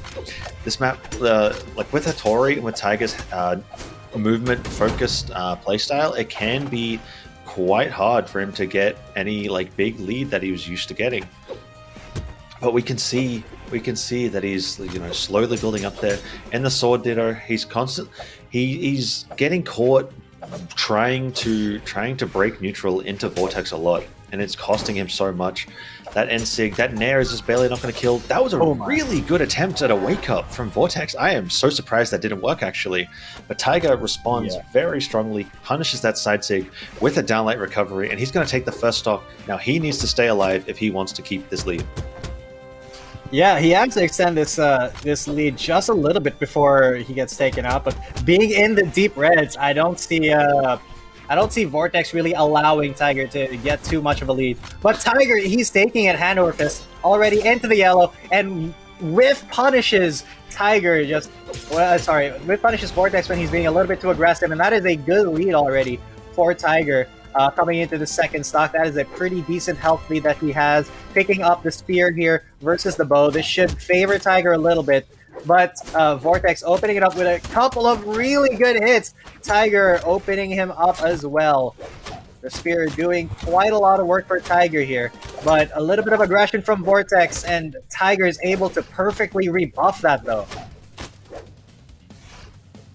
Yeah, definitely. This damage lead is slightly in Tiger's favor. That's a court dodge. That could be a kill. Oh my. Tiger doesn't opt to go for the double downlight, which he had the chance to, so Vortex is going to live a little bit longer. But that's still some good damage. Tiger just needs one good hit here. It could be a Sair, could be a side sig, and that'll do it. Then he needs to not let Vortex get too much damage. Vortex is getting all the side lights in the world right now. I think Tiger might be dead. He's dead. Oh, geez, he's dead. The side lights caught his recovery, and then he couldn't make it back. Vortex confirming it with the ground pound. That was really well done by Vortex's sword. And now Tiger, he's unarmed. He's against Vortex's sword, and he's got to figure something out. I mean, this is what we've been seeing for the last 5-6 games, man. That side sig is going to do it. It's going to even it up and find a bit of an earlier kill than he is used to seeing, and that is a good sign for the rest of the stock. Yeah, Tiger, though, he still has to fight his way up, and Vortex is not letting him even get a single hit in. Look at how hyperactive Vortex is with his movement. He's not dancing into Tiger's hitboxes. He's forcing Tiger to react to what he's doing and then reacting to that reaction, which is, you know, double mind game here coming in from Vortex, and he's already got Tiger to the red. This could be it. One single hit from him. Oh, Vortex gonna just seal the deal on this tournament. Just one more hit. Tiger, he's holding on for dear life. But Vortex, he's tasting it. He can taste victory. He just needs one good hit, one good signature. That's all he can ask for. One recovery. Tiger's not giving it to him. Tiger's hitting him back. And Vortex, it's so tense for him. Tiger's the one who's getting these hits, throwing the sword off, going back to the bow. This could be it. My heart is pounding, but Vortex, this could be it. He's going to close it out. And just with the slightest touch, closes it out. That's going to be the bracket reset. That's going to be the win. That's the Cinderella story for Vortex, beating rank 1 Southeast Asia Tiger for the top spot in our tournament. Wow. A brilliant showing from Vortex, taking out Tiger there. I mean, that last set was brilliant, catching him as Tiger like just barely went through him. You know, it's a few frames later and that would have missed. So that was just absolutely perfect timing from Vortex, and you know, the right decision to pick when he was actually which side he was actually going to end up on. So you can see on the bracket now, that was a 3-1 in the grand final bracket reset for Vortex, and a 3-1 in the first set, coming from the losers finals where he beat Eric 2-0. Then he, after losing to Tiger 2-0 in the winners finals. In third place, we had Eric In fourth, we have Himwe. In tied for fifth, we have Far and STC. And then tied for seventh, we have Keith the Poo Poo and Dot. Brilliant showing from everyone involved. Excellent work to the players. G10, do you have any comments? Honestly, I did not expect the last match to go that way. Vortex definitely came into that as an underdog, but Tiger, I think he's got to watch out. There's somebody gunning for his spot now, and his name is Vortex. That was a very convincing win. 3-1s twice from a bracket reset. I don't think it can get any more convincing than that, Kylar. Very big congratulations to Vortex, but of course, Tiger, he still had an incredibly good showing, and I want to see these two run it back next week. But for this week, it is definitely Vortex's week. Congratulations, buddy. Yeah, congratulations, Vortex. Brilliant showing. Thank you so much to the viewers who have been here with us through this whole time, through this whole tournament. We will be back next week for week 3 with a $1,500 prize pool at the same time. Thank you to the production crew. Thank you to the players. Thank you to G10 for casting with me tonight. It has been an absolute pleasure. Always, Kylar. But also, big thank you to ESE.GG, which is actually our big main sponsor, and we kind of forgot to plug this entire stream. But yeah, they are the reason that we are able to have this tournament, to involve you guys, and to do it for 4 weeks in a row with increasing prize pools. But yeah, with all that being said, it has been a pleasure, and we will leave you guys to your dinner and your sleep. It has been a very good time for me. My name is G10 coming at you. I'm Kyler Ellis, and we will see you next week.